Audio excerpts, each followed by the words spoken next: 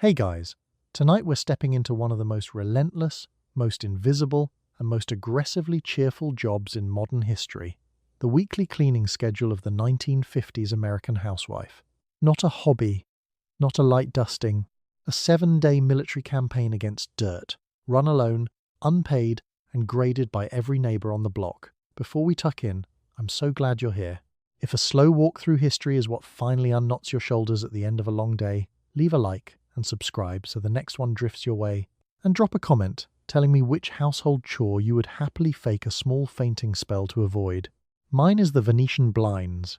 Get comfortable, lights off, blanket up, and maybe rest your arms somewhere gentle, because in this world your arms belong to a wringer washer that does not know where your sleeve ends and your hand begins. Have you ever wondered why an entire decade decided that Monday, and only Monday, was for washing? Why a woman would iron a handkerchief? Why she would iron a bedsheet? What exactly was the crime of stepping on a freshly waxed floor in your socks? Why the same tub of water washed the shirts and the garage rags?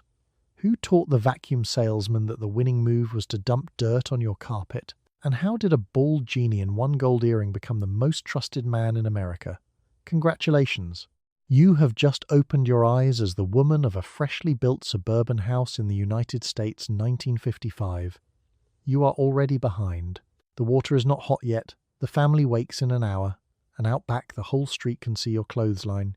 Your husband's shirts are a report card with your name on them. Somewhere, a magazine is describing the perfect version of your day and smiling. Good luck. You are awake before anyone has decided you should be. It is a Monday, and Monday means wash, and wash means the water has to be hot before the house stirs, so you are downstairs in the half-dark with a match and the gas ring while your husband Gordon sleeps on above you. The kettle and the big pot both go on. The children will want breakfast the moment their feet hit the floor, and the wash will not wait for any of it. You move quietly because the day belongs to you before it belongs to them. The dark has a texture to it, the specific grey of a kitchen at 5:30, when the window over the sink is still a black square and the linoleum is cold through your slippers. You light the ring. The gas catches with a soft blue thump, and the flame is the first thing in the house that is awake and agreeing with you. The kettle, by contrast, takes the news personally and refuses to hurry, in the manner of every appliance you will meet today. The first hour is cold, quiet, and entirely yours. You fill the kettle and the big pot and set them both to heat, because Monday runs on hot water the way the whole country runs on it, and there is never enough. The tank in the corner gives you some.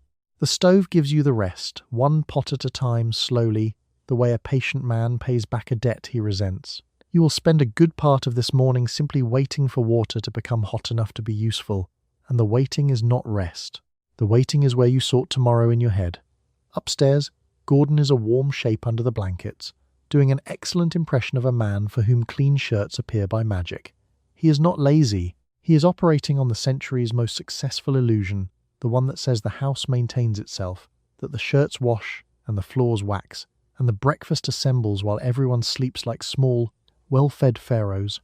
Your job, before anyone opens an eye, is to keep that illusion airtight. Let's talk about the head start, because it is the single most important tactic you own. If you begin the wash when the family is awake, you lose. The children need feeding, the questions need answering, the small emergencies need your hands, and the water goes cold while you referee a dispute about whose turn it is to sit near the window. So you get ahead of the day. You steal the first hour and pour it entirely into work. The stove ticks.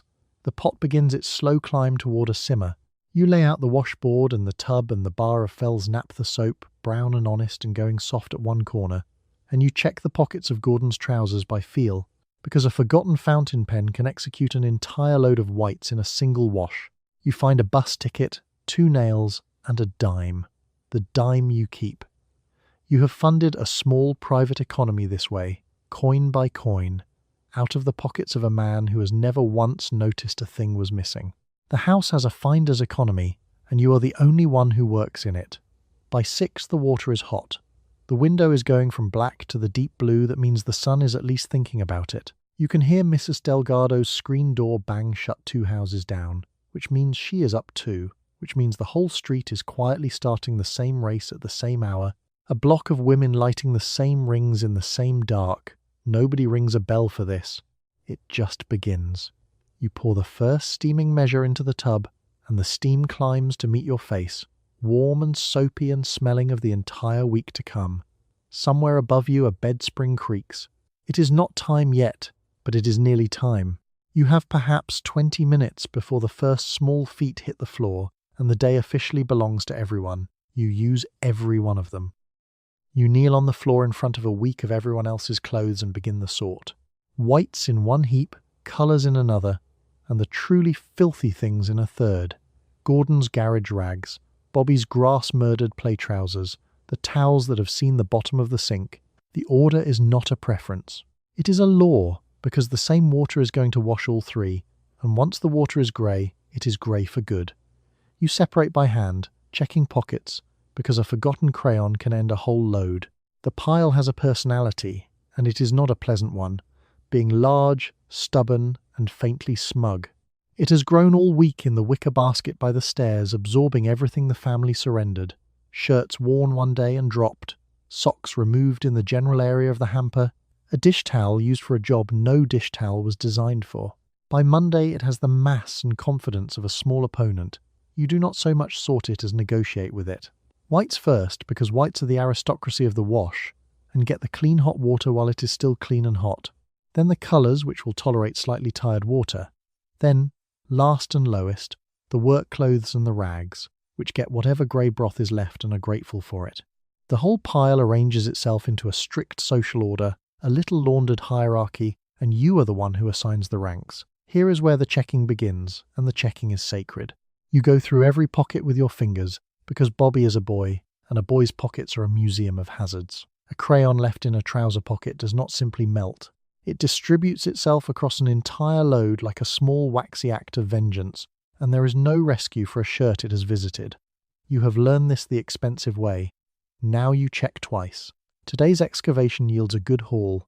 From Bobby's trousers, a marble, half a biscuit, a length of string of no obvious purpose, and a beetle, retired.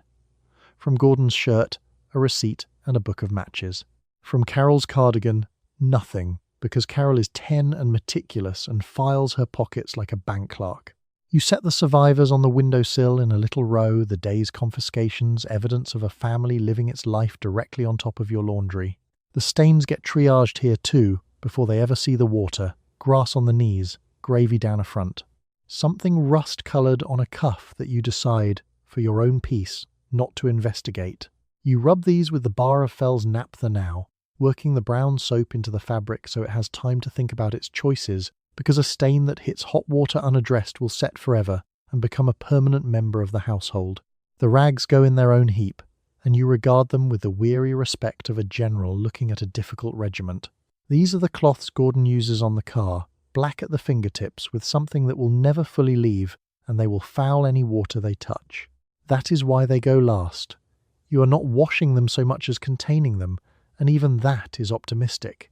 By the time the three piles stand finished on the floor, the sort has taken the better part of half an hour, and not one thing has actually been cleaned yet. This is the part no schedule in any magazine ever seems to count, the long unnoticed preamble before the work that looks like work, but the sort is where a wash day is won or lost.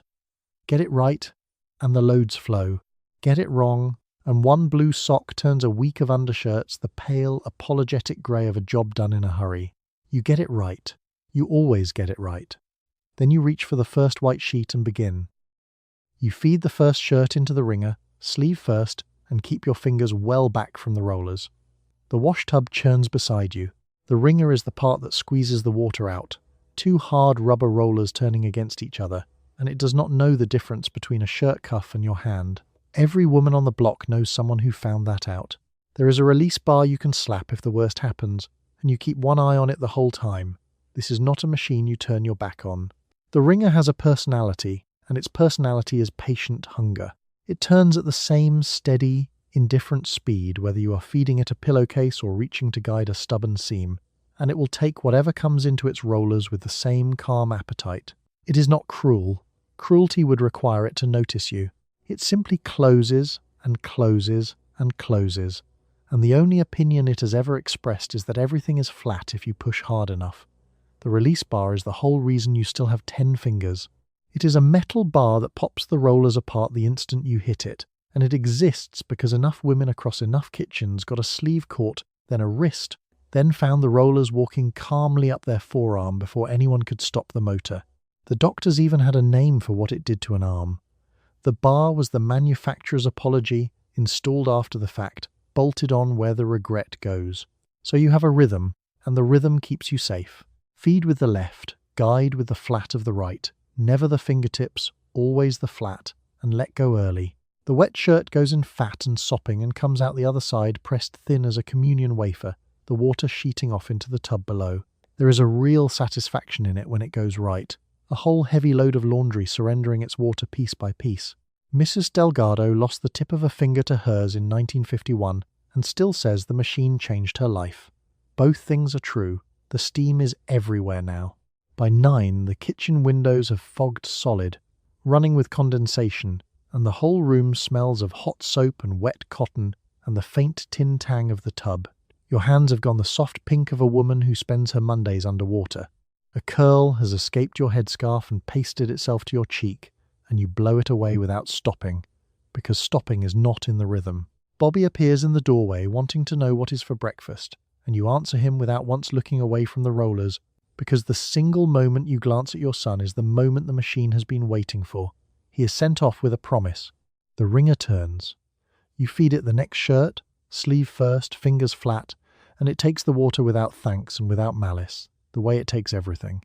The automatic machines exist. You have seen them in the appliance store window, chrome bright and self-contained, promising to wash and rinse and spin without a hand laid on them, and one day, maybe, there will be one downstairs. For now you have this one, honest, dangerous, and paid for. And it does the job as long as you respect it. It asks only your full attention and the occasional finger, and it prefers the finger. Load after load goes through. The whites, wrung and waiting. The colours, wrung and waiting. By the time the last rag comes through grey and flattened, your shoulders have their own opinion about the morning and your lower back has filed a formal complaint. But the wringing is done, the water can finally be poured away, and every piece is ready for the line. You slap the release bar one last time, on principle, to remind it who ends the conversation. It opens. You win today. You wash the whites first, while the water is at its hottest and cleanest, and you do not drain it afterward. That same water takes the colours next, then the work clothes last, in strict order of filth, because heating a fresh tub means more matches, more gas, more waiting, and the morning does not have room for waiting. By the time the garage rags go in, the water is the colour of weak coffee, and doing the last honest work it has left. You are running a small water economy, and every load pays a lower and lower dividend. Think of the tub as a bank, and the hot water as the only currency it holds. You start the morning rich. The first fill is clear, scalding, and full of possibility, and the whites get all of it, because the whites are the investment that shows. Every load after that is a withdrawal. The water gives up a little of its heat and a little of its cleanliness with each batch, and it never gets any back, and there is no branch you can visit to make a deposit except the slow one on the stove. Consider why you cannot simply run fresh water for each load, the way the woman in the advertisement appears to. Fresh water means heating another full tub, and heating a full tub means the better part of an hour and a real dent in the gas bill, and the gas bill is a number Gordon reads aloud at the end of the month, with the tone of a man discovering a betrayal. So you make one heroic tubful stretch across the entire wash, and you arrange the loads so that each one insults the water a little less than the next. The order is a hierarchy as strict as anything at a royal court. Whites are the dukes, colours are the respectable middle. Underthings and towels come somewhere in the gentry, and the rags, the black garage rags, are the untouchables, admitted to the water only at the very end when it can no longer be lowered by their presence. You would no more wash a rag before a sheet than you would seat the coal man at the head of the table. The water remembers everything you put in it, and it holds a grudge. You watch the colour of the tub the way a doctor watches a patient. Clear, then faintly cloudy, then grey, then the tired brown, that means you are down to the dregs of the morning's heat. There is a moment, usually around the towels, when the water crosses from washing to merely wetting, and you have to decide whether the next load can survive it. It is a judgment call you make a dozen times a Monday, and the water gives you no thanks for getting it right, and no warning at all before it turns. Mrs. Vanderberg, 3 houses down, is said to change her water twice in a single wash, and this is discussed on the street the way other neighbourhoods discuss a scandal. Twice. Some women have gas to burn and a point to prove, and Mrs. Vanderberg apparently has both, and pins out a line so blinding you could signal ships with it. You have made your peace with a slightly greyer white and a slightly fuller purse. It is a trade, and you chose it, and you would choose it again. The last rag goes in and comes out, and the water has given everything it has. You tip the tub, and the whole grey economy of the morning pours away down the drain, weak coffee circling and gone. There is something almost solemn in it, all that borrowed heat, spent to the last degree, running out into the pipes. You refill for the rinse, because even now the morning is not done asking, but the washing itself is finished. One tub, one heroic act of thrift, and every stitch the family owns has passed through the same disappearing warmth. Frugality is not a virtue here. It is simply Monday, doing what Monday does. You carry the basket out to the line, and you are aware, the way you are always aware, that this is a public act. The backyard is shared. Mrs. Delgado's line is 20 feet from yours, and Mrs. Vanderberg's is beyond that, and everything you pin up will be red. Whites go on the outside line, where the whiteness shows. Underthings go on the inside, hidden by the sheets, because there are rules about what the street may see. You pin in order, straight and tight, and the wash becomes a bulletin about the state of your house. There is a grammar to a clothesline, and every woman on the block is fluent in it. Sheets and shirts to the outside, bright and broad, the front page. The delicate and the private tucked behind them, screened from the road by a wall of billowing white, because a slip pinned where the mailman can see it is a sentence you will hear repeated back to you for a month. You arrange your wash the way an editor lays out a paper, the confident news up front, and the personal columns discreetly inside. Let's talk about the pinning itself, because sloppy pinning is its own confession. Items hung by the corners, spaced even, sharing a peg where two edges meet to save wood and space, all of it facing the same direction like a well-drilled little regiment. The pegs, wooden and interchangeable and entirely without loyalty, hold up the whole show and take none of the blame for it. A shirt flung up crooked and gaping says the woman who hung it was rushed, tired, or coming apart, and the street will draw all three conclusions at once. So you pin with care even on the mornings your back is singing, because the line does not know you are tired and would not be moved if it did. The whiteness is the whole examination, and this is where the bluing pays out. Under the open sky, side by side with every other line on the block, your whites are compared against Mrs. Vanderberg's whites in the pitiless daylight, and there is nowhere to hide a dinginess.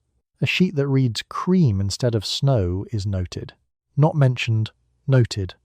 Your line is a credit report the whole street reads each Monday, and a dingy sheet is a late payment nobody forgets. Mrs. Delgado comes out with her own basket, and the two of you fall into the easy talk of women pegging wash 20 feet apart. The weather, the children, a recipe, all of it perfectly warm and every word of it conducted, while both of you quietly audit each other's lines. She notices your sheets are bright today. You notice her boys' shirts have gone through at the elbow again.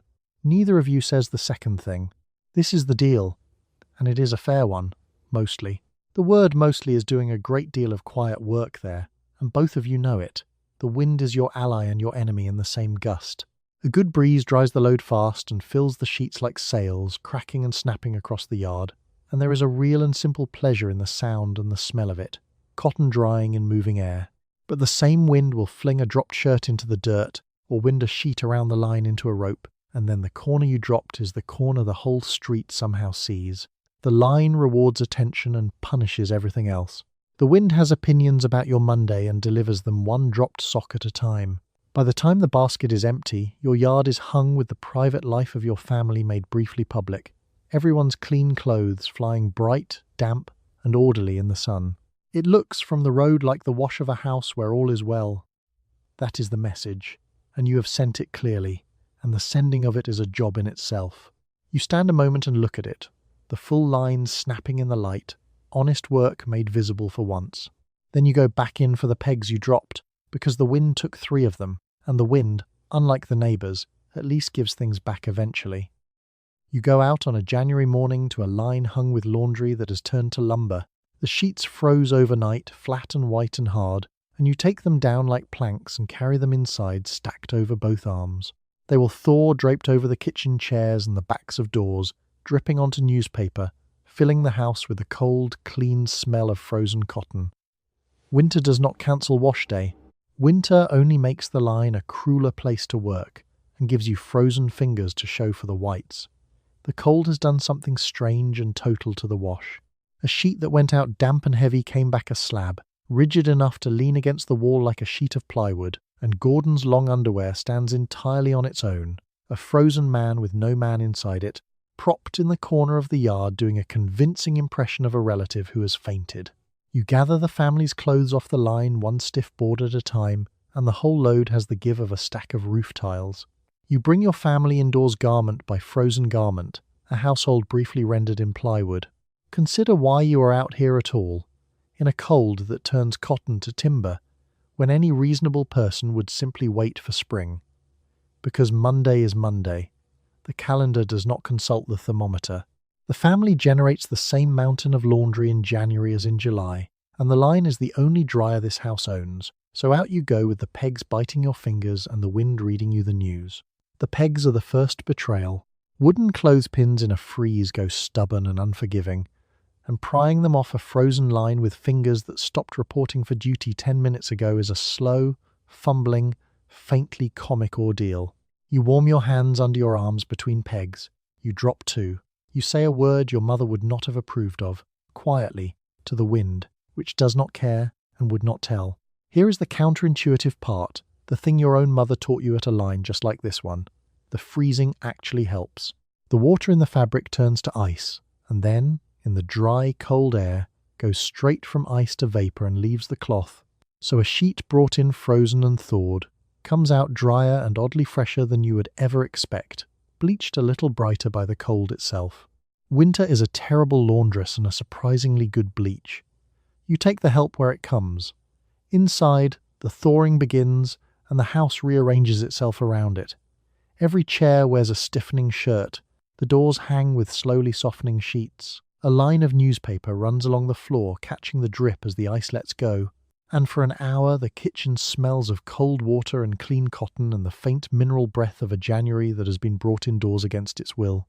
You move between the draped shapes like a woman tending a ward of very quiet patients. Carol comes in from school and walks straight into a frozen sheet in the hallway, gasps and accuses it of ambush. You tell her the sheet started it.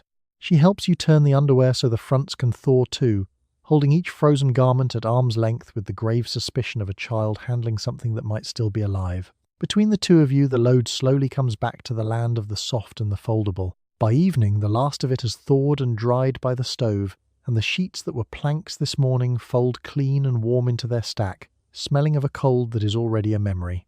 Nobody who slides between them tonight will know they spent the day as furniture.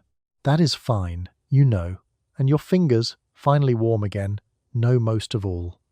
Winter changes the method. It never changes the Monday. You reach for the bluing and the starch, and neither one is vanity. The bluing is a small bottle of blue liquid you tip into the rinse water. A few drops, no more, because it tints the whites just enough to fool the eye into calling them snow. The starch is for anything that must hold its shape.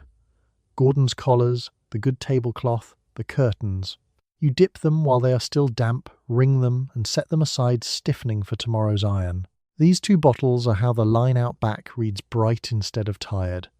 The bluing is a small blue lie, and it is a lie the whole country has agreed to tell. White cotton, washed enough times, drifts toward yellow, the way everything drifts toward yellow given a life and a little neglect. The eye reads that yellow as dirty even when it is perfectly clean, so the bluing adds a whisper of blue. The two colours quarrel, and the eye, unable to settle the argument, gives up and calls the whole thing white. You are not cleaning the sheet. You are winning a dispute inside the beholder's head. Dosage matters, because bluing does not forgive enthusiasm. A few drops in the rinse and your whites read like fresh snow.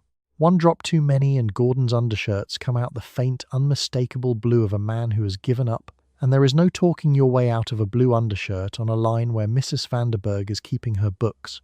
You measure it like a chemist because you are one, an unpaid domestic chemist working without a certificate and with far higher stakes than most.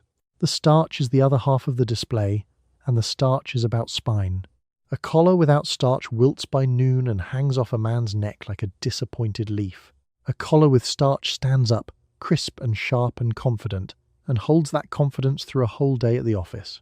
So you make the starch in a basin, dip the collars and cuffs and the good tablecloth while they are still damp, and wring them out to that particular clammy, papery stiffness that means they will iron up like new tomorrow. Here is the part the advertisements skip.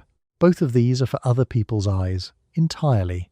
The bluing is for the neighbours and the starch is for the office, and neither one makes a single garment cleaner or a single body more comfortable.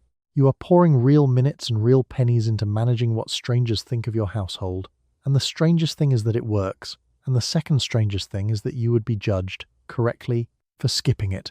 The pretense is not optional, it is only unpaid. Old Mrs. Kaczmarek next door, who raised 6 children through leaner times than these, taught you the trick of adding a pinch of borax to the starch so the iron glides instead of sticking, and she told you this over the fence in the tone of a woman handing down a family jewel, which, in the economy of this street, it is. The good tricks are the real inheritance here. They pass hand to hand between women, quietly, worth more than anything written down. You set the starch things aside in their damp, stiffening pile, ready to meet the iron in the morning, and you cap the bluing carefully, because a bluing spill is a blue that does not leave a countertop with any amount of apology. The bottles go back on their shelf, small, cheap, and quietly load-bearing, holding up the whole reputation of the house between them. Out on the line, your whites are already reading brighter than the wash alone could ever make them, snow white and standing to attention. It is a small con, run in good faith, on an audience that is running the exact same con right back at you. Everyone knows. Nobody folds. That is the game, and you play it well, one blue drop at a time. You set up the board on Tuesday, and you do not really leave it until the afternoon is gone. Everything that came off the line gets pressed, and everything means everything. The shirts, the dresses, the pillowcases, the handkerchiefs, the tea towels, the tablecloths, and yes, in this house, the sheets. You sprinkle each piece from a bottle with a stopper full of holes, roll it damp, and press it flat while the iron hisses. There is no chair in this arrangement. You stand, you press, you fold, you stack, and the pile of tomorrow never quite becomes the pile of done. The basket at your feet is Tuesday's opponent, and it is a heavy one. It came in full off yesterday's line, every clean thing the family owns, and it sits there patiently while you work through it piece by piece, refusing to shrink at anything like the rate your arm would like. It is not in a hurry. It has all day, which is precisely the problem because so, apparently, do you. Then there is the sprinkling, the small ritual that begins each piece.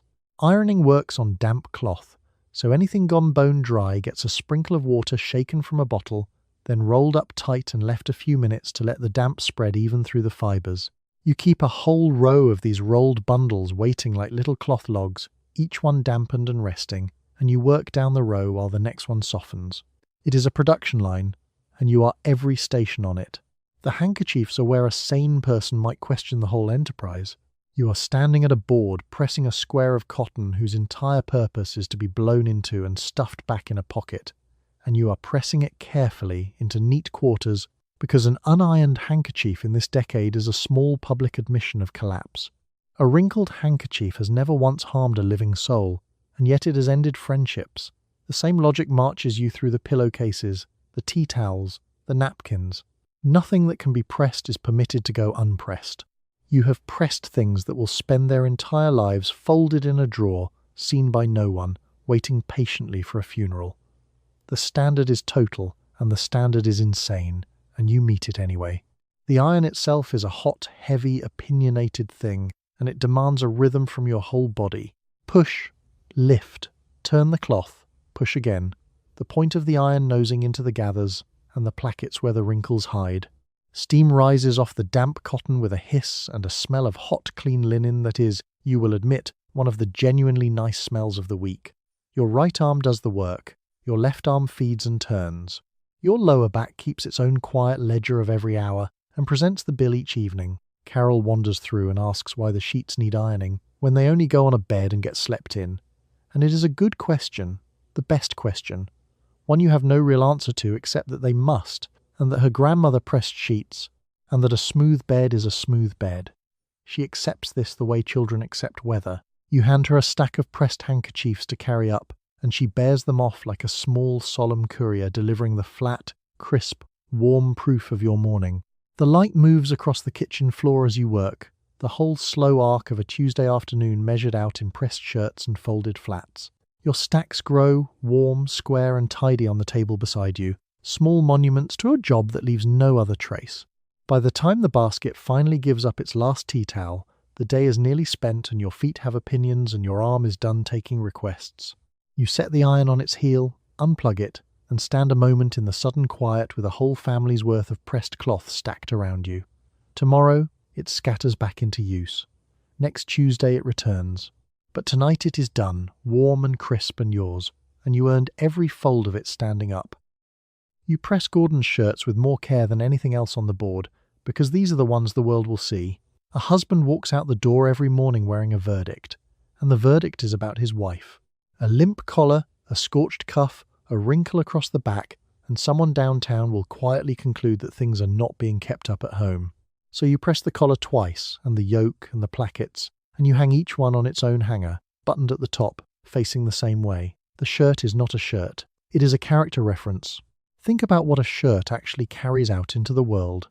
It goes downtown on Gordon's back, into the office, past the other men and, more to the point, past the wives of the other men, who read a collar the way a banker reads a balance sheet. A crisp shirt says his home runs like a clock.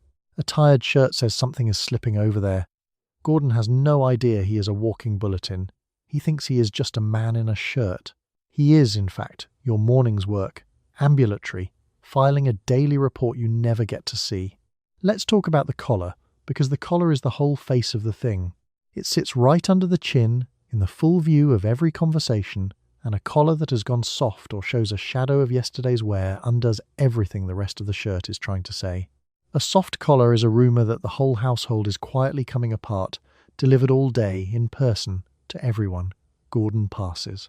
So the collar gets pressed first and pressed twice, damp, hard, the point of the iron running it flat and sharp, until it stands up on its own with the crisp, clean, confident edge of a thing that has been properly cared for.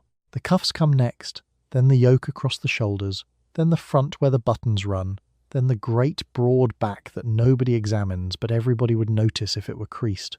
You work the shirt in an order as fixed as a prayer, and the iron noses into every seam and gather where a wrinkle might try to hide and wait. Mr. Petrangeli up the street, they say, once went to work in a shirt his wife pressed in a temper, and the collar sat wrong all day, and it was somehow discussed. A shirt can start a rumour. You make sure yours only ever end them. Here is the quiet arithmetic of it. Gordon earns the paycheck the family can count, the number that arrives and gets written in the book. You produce the man who looks like he earns it, and that production has no number and no line in any ledger. The shirt is where your unseen work becomes briefly, wearably visible, and then it walks out the door on someone else and takes the credit with it, or rather, takes no credit anywhere, because a good shirt is simply assumed, the way clean air is assumed until it is gone. You hang each finished shirt on its own hanger, buttoned at the collar so it holds its shape, all of them facing the same direction in the closet like a rack of patient, pressed, and well-behaved ghosts of the week ahead. 5 shirts, 5 mornings, 5 small reports on the state of your house, pressed and waiting. Gordon will take them down one at a time, and never once think of the board, the steam, the twice-pressed collar, the whole silent labour hanging ready in his own closet. That is all right.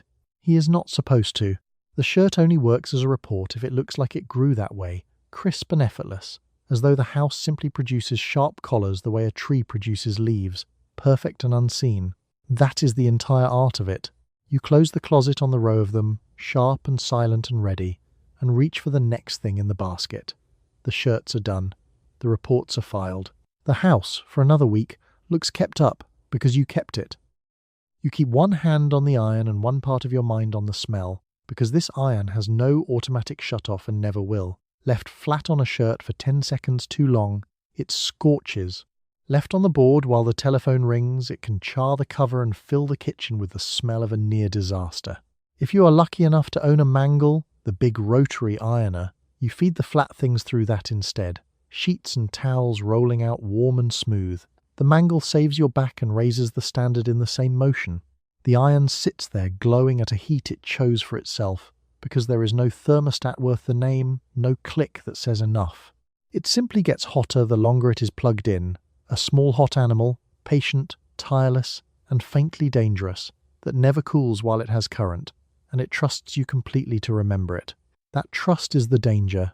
The moment your attention goes to the door, the child, the pot boiling over, the iron stays exactly as hot as it was and waits patiently on top of whatever you set it down on. The telephone is the natural enemy of the iron. It rings mid-shirt from across the house, and you have half a second to decide. Stand the iron up on its heel where it can burn nothing, or dash for the phone and gamble.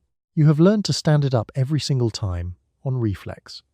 Because the one afternoon you gambled, you came back to a brown iron-shaped scorch on the board cover and the sharp, sickening smell of scorched cotton, and a lesson that only needed teaching once.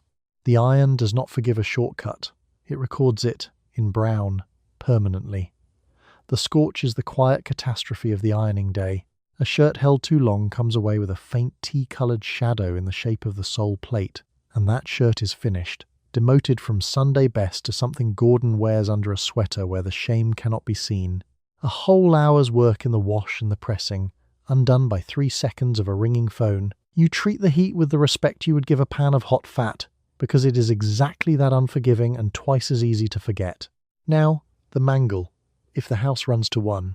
It is a great heavy rotary machine with a padded roller and a heated shoe, and you feed the flat things into it, sheets and pillowcases and tablecloths, and they travel through and come out the far side pressed smooth and warm, without your arm doing a stroke of the work. Mrs. Vanderberg has one, of course she has one, and she runs her sheets through it twice and speaks of it the way some women speak of a reliable relative.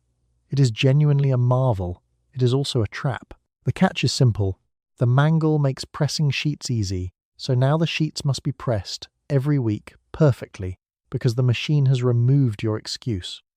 Before the mangle, a slightly rumpled sheet was simply life.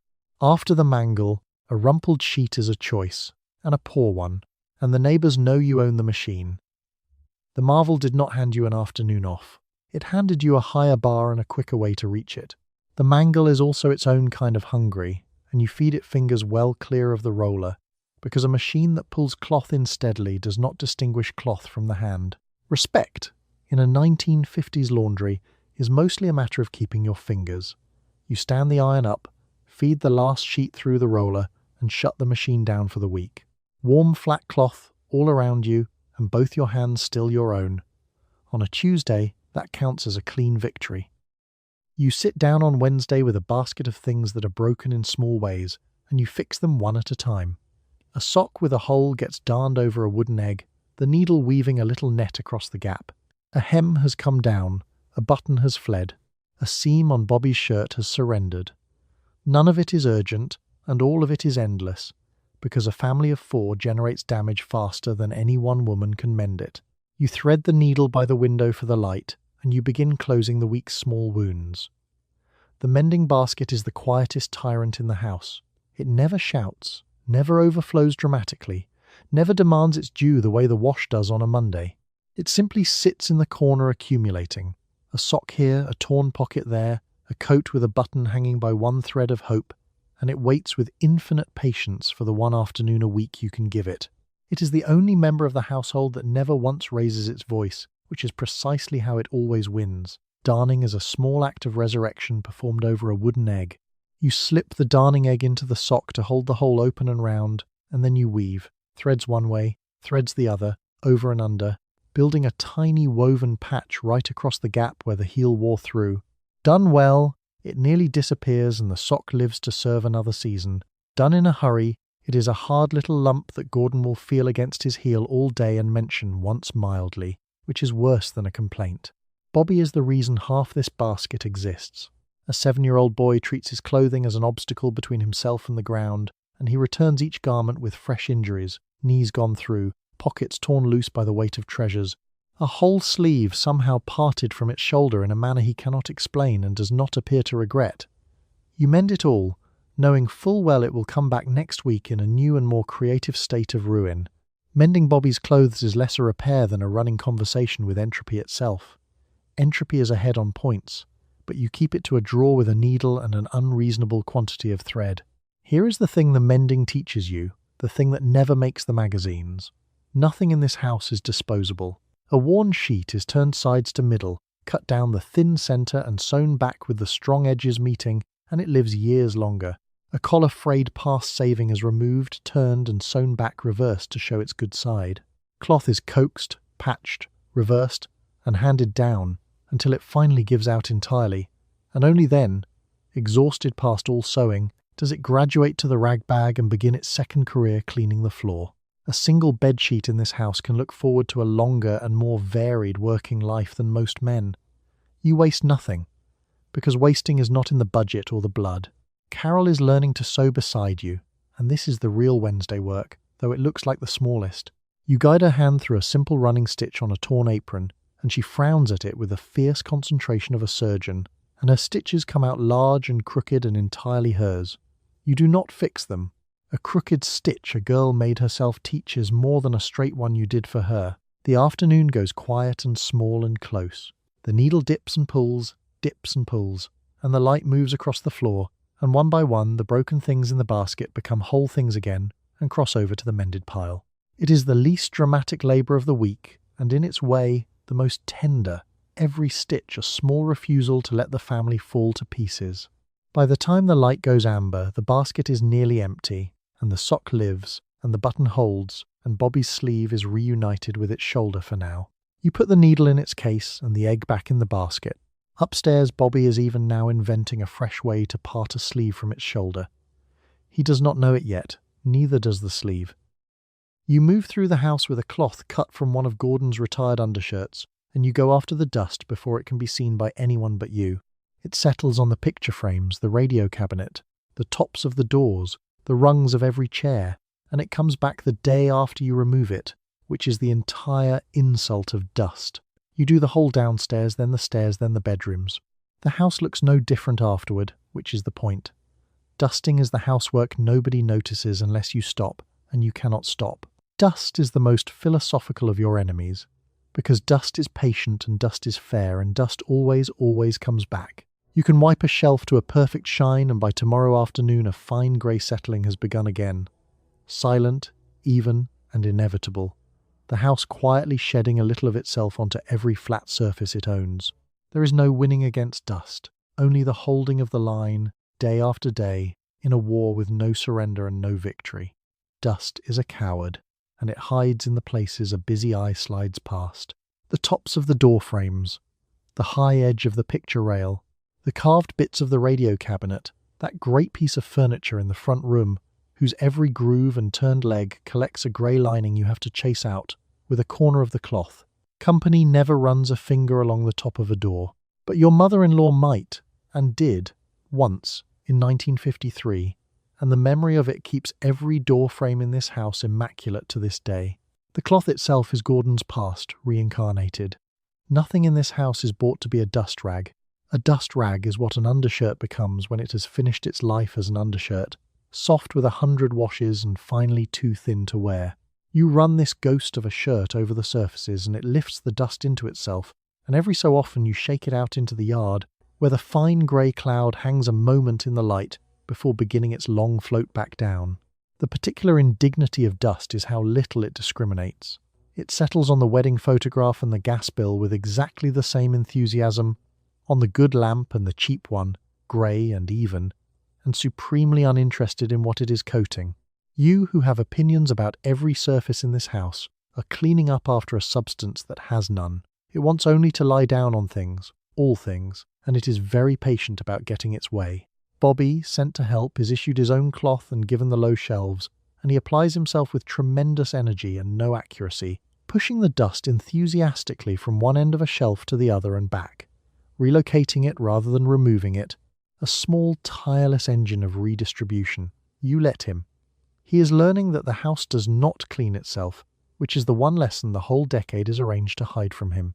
The feather duster comes out for the delicate things, the framed photographs on the mantel, the little china figures nobody remembers buying, and you flick each one clean with a lightness that is almost tender, dusting the frozen faces of the family and the small breakable ornaments of a life that photographs so much better than it feels on a Wednesday. Then the lampshades, and the skirting boards along the floor. By the end, you have carried your ghost of a shirt through every room, and the house shines in the exact, quiet, uncredited way that will last until roughly this time tomorrow. You fold the cloth and set it by the door. The war is not won. The war is never won. But today's battle is, and that, in the arithmetic of dust, is the most anyone gets. You come to the Venetian blinds and something in you goes quiet, because there is no fast way to do this and there never has been. Each blind is a stack of thin metal slats, dozens of them, and every single one has a top surface and a bottom surface, and both hold dust, and both must be wiped by hand. You close the blind one way and do the fronts, tilt it the other way and do the backs. In the afternoon light, every slat you missed will glow with a grey film, so you miss none, and it takes as long as it takes. The blinds are the enemy the whole house has been building toward. The dusting, the wiping, the flat, easy surfaces, all of that was practice for this. The one job, with no trick, no shortcut, and no mercy. A slat is a narrow, dull, and ungrateful little strip of painted metal, and there are dozens of them per window, and several windows, and each slat has two faces, and the arithmetic of that lands on you all at once the moment you tilt the first one closed and reach up with the rag. A method is the only thing standing between you and losing the afternoon entirely. You tilt the whole blind one way so the slats lie nearly flat and overlapping, and you run the cloth along the exposed faces top to bottom, one after another after another. Then you reverse the tilt and do the other faces, the ones that were hidden a moment ago and are now looking at you with their own grey coating. Down and back, the cloth going grey, the slats coming clean, the whole thing rippling under your hand like the world's least rewarding instrument. The blinds fight back in their own small way. A slat catches the cloth and clatters against its neighbours. The cord tangles. A slat you have just cleaned swings gently into the one you are working on and picks up a smudge from your wrist. And you do it again, because a smudge in the finished light is a smudge everyone can see. Here is the counterintuitive cruelty. The thing that makes the Venetian blind the perfect villain of the cleaning week. It is designed to sit in a window, in full sun, at eye level, in the most visible spot in the room, and it is designed with 100 thin ledges, each perfectly angled to catch and display dust. It could not advertise a dirty house more efficiently if that had been the goal. A shelf hides its dust in shadow, a blind holds its dust up to the light and turns it toward the street. Carol offers to help, and you hand her the lowest slats, and she wipes them with great care for exactly 4 slats before deciding the Venetian blind is the most boring object ever manufactured by human hands, a verdict you privately share and cannot afford to act on. She drifts off. You keep going. Somewhere across the block, Mrs. Vanderberg is doing this same slat-by-slat crawl at her own bright windows, and the thought is a strange small comfort. A whole neighbourhood of women reaching up and wiping down, one thin grey strip at a time. The light is what judges you here, more than any neighbour. When the afternoon sun comes low through a finished blind, it will find, unerringly, the one slat you rushed, lighting the grey film along its edge like a spotlight aimed at your single failure. So you do not rush any of them, and your patience wears to its own thin strip. When the last slat is done, you tilt the blind open and let the clean light pour through, unbroken and even, no grey anywhere. Nobody will ever notice it. That is, as always, the entire point. You gather your grey cloth and move on. The blinds hang behind you, evenly bright for the first time in 7 days, keeping their small ledge secrets to themselves for once. You get down on your hands and knees in front of the kitchen linoleum, because the shine everyone admires begins from the floor. First the scrub, with a brush and a bucket, working the old wax and the week's grime up off the pattern. Then, once it dries, the new coat, a wax you spread thin and even across the whole floor, backing yourself toward the door so you do not paint yourself into a corner. The magazines make this look like a woman in a fresh dress smiling at a mop. The floor knows better, and so do your knees. The linoleum is the proudest surface in the house and the most demanding. It came in a cheerful pattern, little flecks and squares meant to look modern, and freshly waxed it glows like a showroom floor. But that glow is not a property of the floor, it is a property of your Friday, applied on your knees, and it wears off exactly as fast as it went on. The floor accepts all of this with the gratitude of a cat, which is to say with none whatsoever. The scrub comes first, because you cannot wax over a week of grime and hope. Down on the knees, brush in hand, bucket beside you, You work the floor in sections, scrubbing up the old dulled wax and the tracked-in dirt and the mysterious sticky patch by the stove that you decide, again, not to identify. The water in the bucket goes grey, then brown, then you change it and keep going, the smell rising around you, soap and old wax and honest effort. Then you wait, because a wet floor cannot be waxed.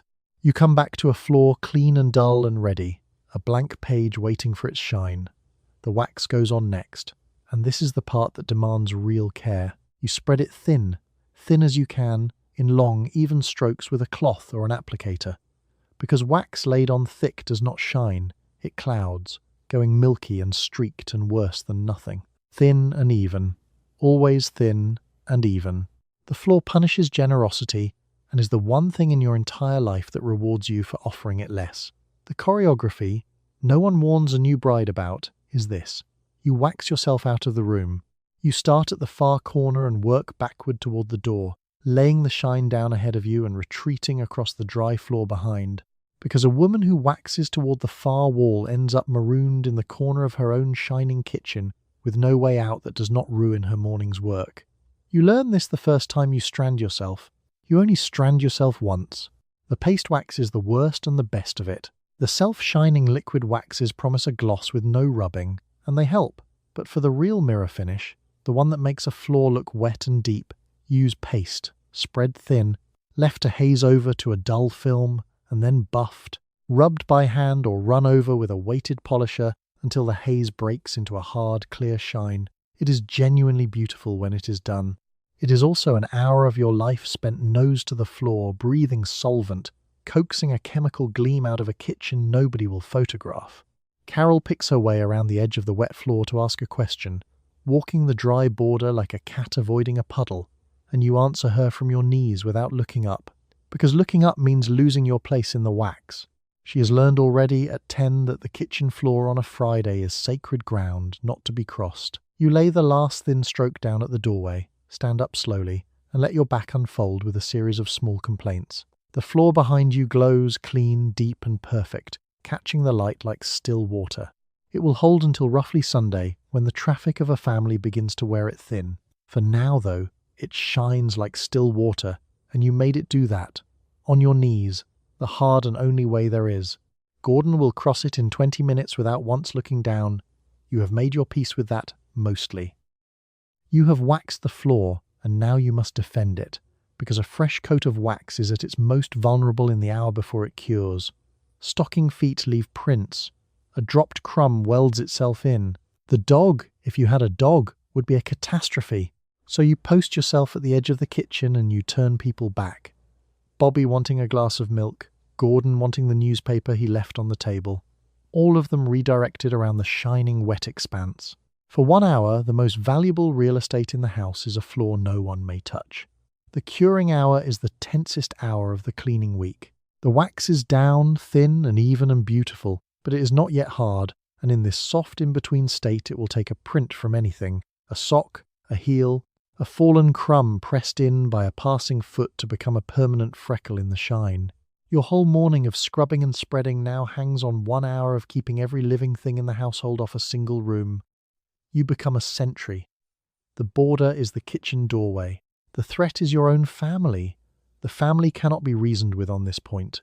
The instant a floor is wet and forbidden, it becomes the single most necessary room in the house, and everyone develops an urgent, previously unknown need to cross it. Bobby is suddenly dying of thirst, and the only glass in the world is in that kitchen. Gordon has left something on the table he requires immediately and has never once needed before. It is not defiance. It is a law of nature, the way water finds the one crack, the way need finds the one wet floor. So you guard it, and guarding it is genuinely a full job. You stand in the doorway like a small, stubborn customs officer, and you process the requests one by one. Bobby is handed a glass of milk poured by your own hand and sent away. Gordon's newspaper is retrieved by you, tiptoeing across your own drying wax along the one path you know cures last, and delivered to him, and he thanks you without any idea he has just been spared a catastrophe he would have caused and blamed on the floor. The quiet absurdity of the whole hour is this. You have spent a morning making a floor perfect, and your reward for that perfection is to stand guard over it, unable to sit, unable to leave, unable to even use the room you just made beautiful, defending an empty, shining kitchen from the people it exists to serve. Perfection, it turns out, is a thing you mostly stand next to. Carol understands the border and honours it, being 10 and having absorbed the sacred geography of the house, and she posts herself beside you for a while as a junior guard, informing Bobby with great authority that the floor is closed. Between the two of you, the kitchen holds an off-limits pool of shine with 2 centuries at its shore, while the wax slowly, invisibly, molecule by molecule, decides to become hard. You test it at the edge with a careful fingertip, the way you would test a cake, and it is still faintly tacky, still soft, still not ready to bear the weight of an ordinary Tuesday. So you wait, a little longer, watching the light lie flat, still, and perfect across a room in suspended animation. And then, at last, it cures. The tack is gone. The shine has gone hard and deep and durable. The border reopens. Bobby thunders across it and Gordon walks over it to the icebox, and the family reclaims its kitchen without the faintest idea it was ever a fortress. The floor holds every footprint now and shows none. You made it, you guarded it, and you hand it back flawless to the people who will begin dulling it tonight. You take the scouring powder and the stiff brush into the bathroom on Friday, and you do not come out until it gleams. The tub gets a ring every week. A pale grey tide line that no amount of hoping will remove, so you kneel over the edge and scrub it away by hand. The sink, the taps, the tile, the chrome, all of it has to come up bright enough to match the pictures in the advertisements, where bathrooms apparently clean themselves. Yours does not. Yours gets cleaned by you, on your knees again, breathing the sharp chlorine bite of the powder. The bathroom is a small room with an enormous opinion of itself. It is where the family gets clean, which means it is the one room that gets dirty in the specific, intimate way that clean bodies leave behind. And it holds all of that against you every week. Soap builds up. Hard water leaves its chalky signature on every tap. And around the tub, faithful as the tide, appears the ring, a pale grey high water mark of the family's baths, drawn fresh every week no matter how well you erased it last time. Let's talk about the ring, because the ring is the bathroom's signature insult. It is a band of soap scum and body oil and mineral, deposited at the waterline of every bath the family took this week, and it does not wipe away with a wish. You kneel over the cold, hard edge of the tub, brush in hand, powder sprinkled along the line, and you scrub, working around the whole circumference on your knees with your arm inside the tub until the grey band gives up and the enamel comes back white. The ring is the most faithful thing in your marriage, arriving without fail every week, asking for nothing, forgiving nothing. It is the most undignified posture of the week, folded over a bathtub, and you hold it until the ring is gone.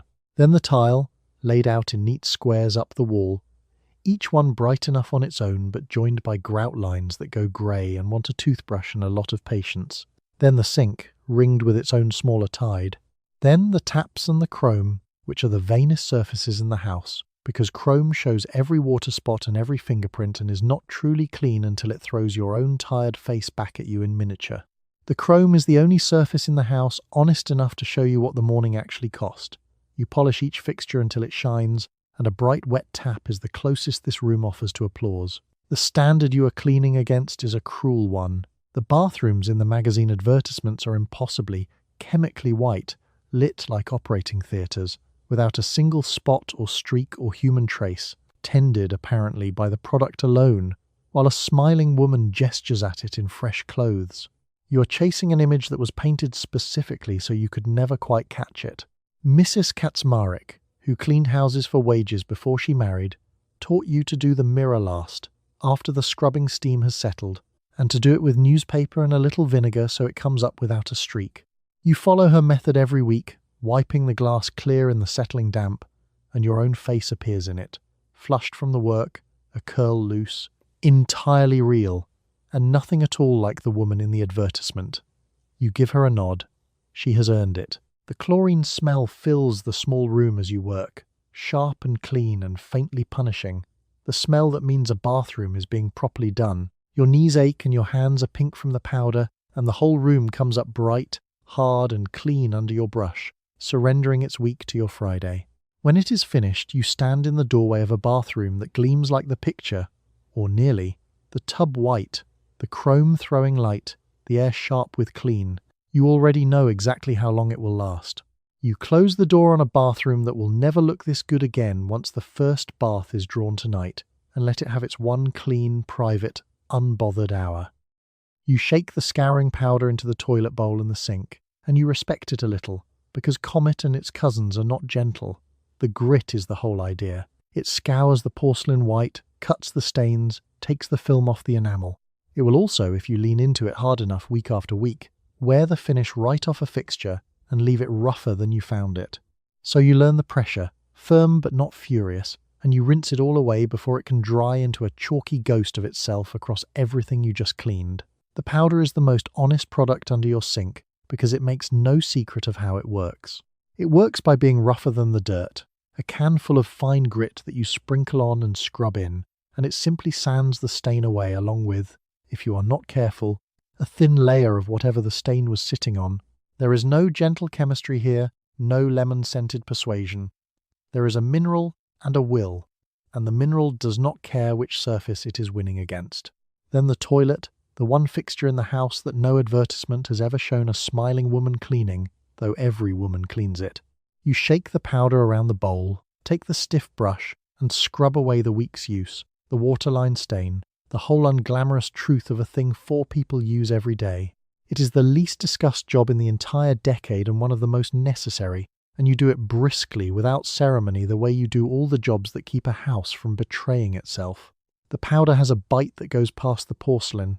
It dries your hands to a papery roughness, cracks the skin around your knuckles by February, and gets into any small cut with a sting that reminds you it does not distinguish between a stain and a person. The drain cleaner is worse, a caustic crystal that boils when it hits water, and would take the skin off you as happily as it takes the clog. Here is a thing worth knowing about this bright chemical decade. The products got stronger every year, and stronger meant more dangerous, and the danger mostly landed on the hands of the woman using them. A whole shelf of aggressive helpers that cleaned magnificently and asked, quietly, for a little of your skin in payment. You learned the hazards the way women learned most things, from each other, from a burned hand, from a neighbour's cautionary tale. Mrs. Petrangeli, they say, mixed the bleach and the ammonia in a bucket one Friday to really get on top of a stubborn floor, and the fumes that rose from that bucket sent her out to the porch coughing and taught the whole street a lesson nobody had thought to teach. You never mix them. You keep the bottles apart on their shelf like 2 guests who must not be seated together, and you crack the window whenever the strong stuff comes out, because the strong stuff cleans beautifully and does not love you back. You scrub the sink, rinse the grit down, and go over the whole bowl once more, and the porcelain comes up bright, hard and white, the stains gone, the fixtures winning again for another week. Then the rinse. Always the rinse, because powder left to dry leaves a pale, chalky film across the shine, a ghost of the cleaning that looks worse than dirt, and you have learned to flood it all away before it can set. When it is done, the fixtures shine and your hands sting faintly, and the small sharp smell of the powder hangs in the air like proof. You cap the can and wash your raw hands under the cold tap. The porcelain won this round. So did you. The powder goes back under the sink, patient and gritty, and slightly dangerous, having taken its usual small tribute of enamel and skin. It is the most dangerous friend you have, and easily the most reliable.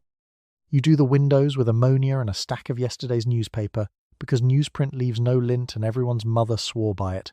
The picture window in the front room is the worst and the most important, a great sheet of glass that faces the street and shows every streak the afternoon sun can find.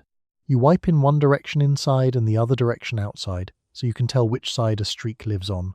A clean window is invisible, which means the only proof you did it at all is that no one can see you did it. That is the whole trade. The picture window is the great proud eye of the modern house, and it is a tyrant. The whole point of it is to be large and clear, and to let the street admire your bright front room through a flawless sheet of glass, which means the whole point of it is also to display, mercilessly, in full afternoon sun, every smear and streak and small cloudy patch you fail to remove. A wall does not judge you. A picture window is nothing but judgment, 4 feet wide, facing the road. The newspaper is the trick your mother handed you and her mother handed her. A rag leaves lint. A chamois streaks if it is the least bit dirty.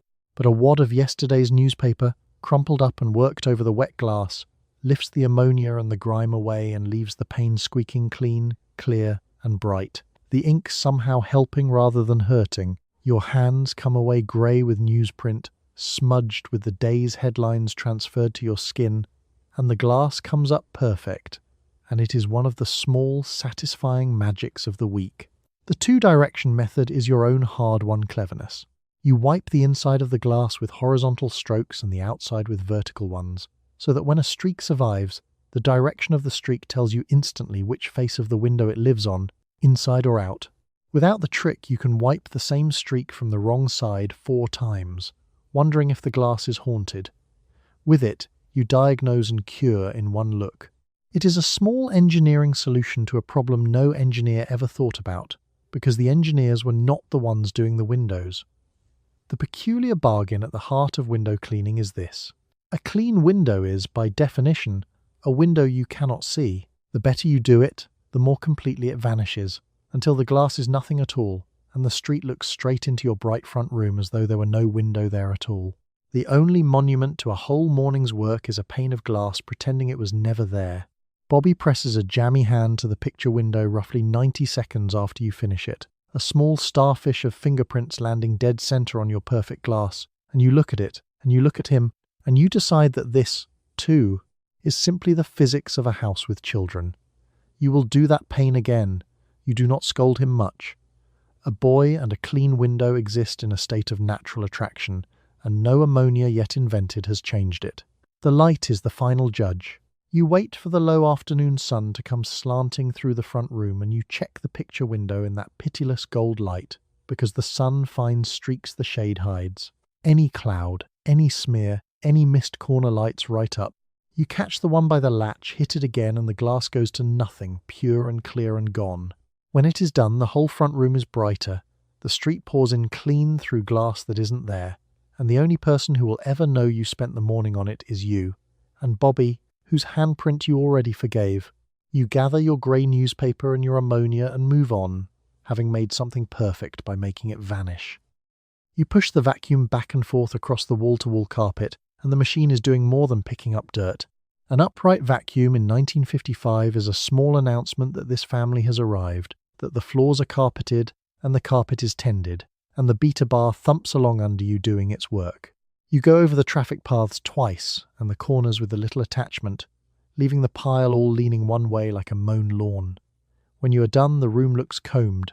Then someone walks across it, and you begin planning tomorrow's pass.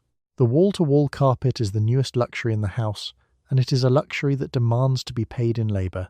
The old houses had rugs you could take up and beat. This new fitted carpet runs from baseboard to baseboard, soft and modern and impossible to remove, which means every crumb the family drops lives right there in the pile until you come along with the machine and lift it out.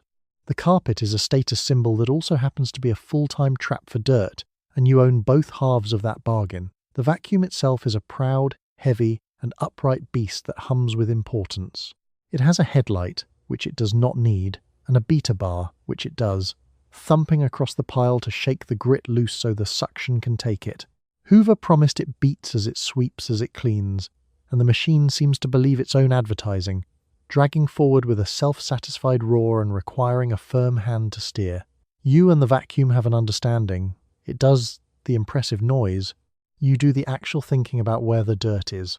Now, the lines in the pile, the small proud vanity of the whole job. When you vacuum properly, the beta bar leaves the carpet leaning all one direction, in even rows, like a freshly cut lawn or a raked sand garden, and there is a real quiet satisfaction in a room combed into neat parallel stripes. It is the one job of the week that leaves a visible, admirable result, a pattern you can stand back and survey. It lasts, on average, until the first foot crosses it, at which point your artwork acquires a footprint and the countdown begins. The small comedy of the carpet lines is this. You are, in effect, grooming the floor, arranging its fibres into a pleasing pattern that serves no function whatsoever, except to announce that the floor was recently and thoroughly attended to. The dirt is gone either way. The stripes are pure signal, a message to anyone who enters that this room is under management, and you lay them down with the care of a woman signing her work in the only medium the house allows. Gordon comes home and walks straight across the combed carpet to his chair without seeing the stripes at all. planting a trail of footprints through your neat rows like a man crossing a field he did not know was planted. He is not careless. He simply lives in a world where floors are always groomed and never grooms them, the same world where shirts are always pressed and collars always crisp, a world you build fresh around him every single day. You watch his footprints cross the room and you let it go. That is what the stripes are for, in the end. To be walked on. You run the last pass along the edge, coil the cord, and wheel the heavy machine back to its closet, and the front room lies combed and clean behind you, striped and quiet and briefly perfect. It photographs beautifully, it will hold for an hour. Then the family comes home to it, as they are meant to, and undoes it, as they are meant to. And tomorrow you will comb it smooth again, one more mown lawn that nobody will remember by supper. You open the door to a man with a sample case and a rehearsed smile, and before you have quite agreed to anything, he is on his knees in your front room emptying a bag of dirt onto the carpet you cleaned this morning. This is the pitch. He will now suck it all back up with his machine, marvel at it with you, and imply that your current vacuum has been lying to you for years. You did not invite the mess. You will be the one who has to make sure it is truly gone after he leaves, whether you buy the thing or not. The vacuum salesman is a fixture of the decade, a man who travels the suburb door to door with a machine and a script, and his entire art is manufacturing a problem in your home so he can sell you the solution he brought along. Mr. Ferris is today's, and Mr. Ferris has done this 1,000 times. He got past the door with a warm word and a foot placed just so, and now he is unpacking his machine in your front room with the confidence of a man who has never once been thrown out, though he has, many times, and simply does not let it show. The dirt trick is the heart of the whole routine. He produces a small bag of dirt, or sometimes sand, and with a showman's flourish he scatters it across the carpet you groomed into neat stripes this very morning, right there, in front of you, uninvited, deliberate, and unhurried. It is a strange kind of theatre, a man making a mess in a stranger's home on purpose, and it works because it puts you instantly on the back foot, staring at a fresh spill on your own floor and desperate to see it gone. He created the emergency. Now watch him solve it. The machine roars to life and hoovers up his sprinkled dirt, and he tips out the collection cup to show you, triumphantly, all the dirt it gathered, most of which is the dirt he brought. Then for the real trick, he runs it over the carpet you already cleaned and produces still more, a fine grey fluff that he holds up as proof that your own faithful machine has been leaving a hidden layer of filth in your home for years. You clean this carpet. He has made it evidence against you. Here is what he is really selling, underneath the machine, and it is the same thing everyone sells you this decade. He is selling the fear that you are not doing enough. The dirt on the carpet is not about the carpet. It is about the small, cold suggestion that your standards, your effort, your whole careful week are quietly falling short, and that only his product can close the gap. It is guilt in a sample case, and he carries it door to door like a peddler with a pack of tiny anxieties for sale. You have seen the trick before, which gives you a certain calm he does not expect. You let Mr. Ferris finish his act, because there is no stopping it once the dirt is down, and you admire the machine politely and ask a hard question or two about the price, which is more than Gordon would part with for a floor that already gets cleaned. Mr. Ferris senses the sale slipping and reaches for the closing line about your family's health, and you thank him, warmly, and begin walking him toward the door he came in. He packs his case, leaves his card on the hall table, and heads off down the block to make the same mess in Mrs. Delgado's front room, and good luck to him there. You close the door and look at your carpet, sprinkled with a stranger's dirt over your morning's work. Then you get the vacuum back out. His machine may or may not have been better than yours. Yours at least does not require an appointment, and never once has scattered dirt on your floor to make its point. You unplug the refrigerator once a week and stand there while it slowly gives up its ice, because this model does not defrost itself and the frost has built up in the freezer box until the door barely shuts. You set pans of hot water inside and lay towels along the bottom to catch the melt. Then you wait and listen, because the ice lets go in soft cracks and slides as it loosens. Everything perishable sits out on the counter getting warm while you do it, so the whole job is a race against the butter and you cannot leave it half done. The refrigerator is a modern marvel with one quietly medieval flaw. It keeps the food cold, which is a genuine wonder your grandmother would have wept over, but the little freezer box inside it grows frost the way a cave grows ice. A thick white rime that creeps out from the walls and swells week by week until the ice cream is entombed, and the door will not close over the bulge. There is only you, once a week, unplugging the whole thing and coaxing the winter back out of it by hand. Let's talk about the race, because the moment you unplug it, the clock starts. Everything that needs to stay cold, the milk, the meat, the butter, comes out onto the counter and begins its slow slide toward room temperature, so the entire defrost is run against a deadline written in spoilage. You set the pans of hot water inside to speed the melt, you prop the door wide, and you hover, because the faster the ice goes, the sooner the food goes back, and a defrost that drags into the afternoon is a defrost that costs you a pound of butter and a lecture from Gordon about waste. The ice itself is strangely alive as it melts, it creaks, it shifts. Great sheets of frost that gripped the freezer wall all week loosen at the edges and let go in soft cracks and slides, shearing off to land in the pans with a wet slap, and the whole box drips and runs as the rime dissolves. You mop the meltwater as it pools, wring the towel into the sink, and go again, tending the icebox like a small indoor glacier you are personally responsible for retiring. The counterintuitive part of owning the future is this. This bright new appliance, the pride of the modern kitchen, the thing the advertisements promise will free you, has handed you a brand new weekly chore your mother never had. Because her icebox was cooled by a block of ice the iceman delivered and never grew frost like this. You are defrosting tomorrow with a kettle and a stack of towels, and somehow this counts as progress. Carol drifts in to watch the ice come off in sheets, fascinated, and you let her chip gently at a loosened slab with a wooden spoon. Never a knife, never anything metal near the coils, because a punctured freezer wall turns a chore into a catastrophe and a repair bill Gordon would feel for a month. She pries a curved sheet of frost free and holds it up to the window delighted, a pane of homemade ice glittering in the light, and for a moment the tedious job is briefly, genuinely magic. The last of the frost lets go, the box comes clean, bare and cold, and you wipe it dry, plug the machine back in, and hear it shudder back to life. The food goes back in before the butter has surrendered.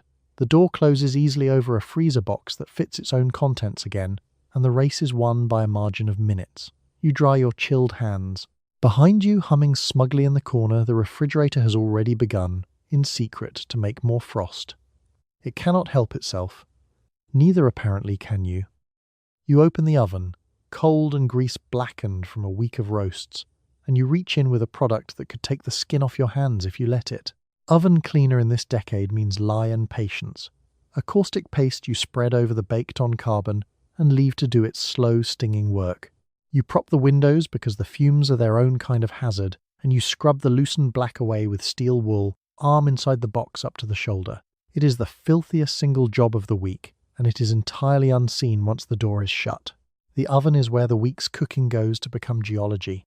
Every roast, every casserole, every spatter of fat has baked and rebaked onto the walls and the floor of the box, layer on layer, until the inside is a hard black crust with the composition of tar and the attitude of concrete. Nothing gentle touches this. A cloth just slides across it. The only thing that moves baked carbon is a caustic strong enough to be genuinely dangerous, which is exactly what you reach for. The paste does not care about you. It is lye-based, and lye eats grease by eating anything organic, which includes the fat on the oven wall and, given half a chance, the skin on your hands. You spread it thick over the black crust, and it begins to work, softening the carbon into a loosened brown sludge, and it will work on you just as happily if it finds a knuckle. So you keep the windows open, you keep a rag close, and you treat the whole operation with the wary respect of handling something that is helping you and would hurt you with the same indifference. Then comes the reaching in, which is the part with no dignity in it at all. You fold yourself down, put your head near the open door, and work your arm into the cold black box up to the shoulder, scrubbing the softened crust off the back wall and the roof of the oven with steel wool, twisting to reach the corners a person was never built to reach. Your cheek nearly touches the door. The fumes find your eyes. You come out streaked to the elbow with black sludge, and you go back in, because the back corner is never done on the first pass. The small injustice at the centre of the job is this.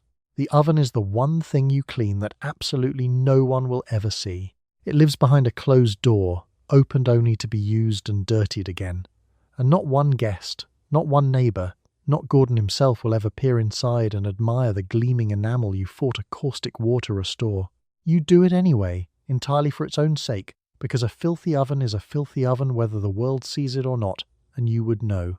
Mrs. Kaczmarek taught you to line the bottom with a sheet to catch the worst of the drips before they bake, and it helps, but the walls are still yours to fight, and the fight is the same every week. You scrub and rinse and scrub again, wiping the loosened black away in long dark smears until the steel wool finally squeaks against clean enamel and the box comes back to a dull, honest, and lifeless grey it has not shown since last week. When it is done, you sit back on your heels, black to the elbow, eyes stinging, and look at a clean oven that will star in no photograph and receive no compliment. You wash the caustic off your arms fast and thorough at the sink, because that stuff does not wait to be asked. Then you close the oven door on your secret victory, and the whole grim job disappears entirely behind it, which, you have decided, is a kind of mercy of its own. You stand at the sink 3 times a day, because the dishes are not a weekly job or even a daily one, but a tide that comes in with every meal. Breakfast leaves the porridge pot and the coffee cups, lunch leaves the plates, dinner leaves everything, the roasting pan and the gravy boat and the good glasses, and each time you fill the basin, wash in order from least greasy to most, rinse, and stack in the rack to drip. The family eats and disperses. You remain at the sink, wrists in the hot water, doing the one chore that resets itself before you have finished it. The sink is the great treadmill of the house, the job that never once, in the whole history of your marriage, has stayed done. You can wash every dish in the place, dry them, put them away, wipe the basin dry, and hang the cloth, and stand back at a clean and empty sink for perhaps 40 minutes before someone wants a snack and a plate, and the whole cycle quietly restarts. It is not a task with an end. It is a condition you manage, like weather. 3 times a day, forever. The sink does not believe in endings. The sink believes in the next meal. There is a right order and you keep to it the way you keep to everything. Glasses first, into the cleanest, hottest water, because a glass wants to sparkle and a glass washed in greasy water comes out filmed and dull. Then the plates, then the cutlery, then the greasy serving dishes, and last of all the roasting pan, a great crusted battleship that has been soaking since dinner in the vain hope of softening its own conscience, and which fouls the water so completely that nothing decent can follow it. The basin, like the Monday wash tub, runs on a hierarchy, and you preside over the ranks. The water is the price you pay in comfort. Hot as your hands can bear, because hot water cuts grease and cold water only relocates it, which means your hands spend a good part of every day flushed and pink and softened from the heat, wrinkled at the fingertips like a woman who lives partly under water.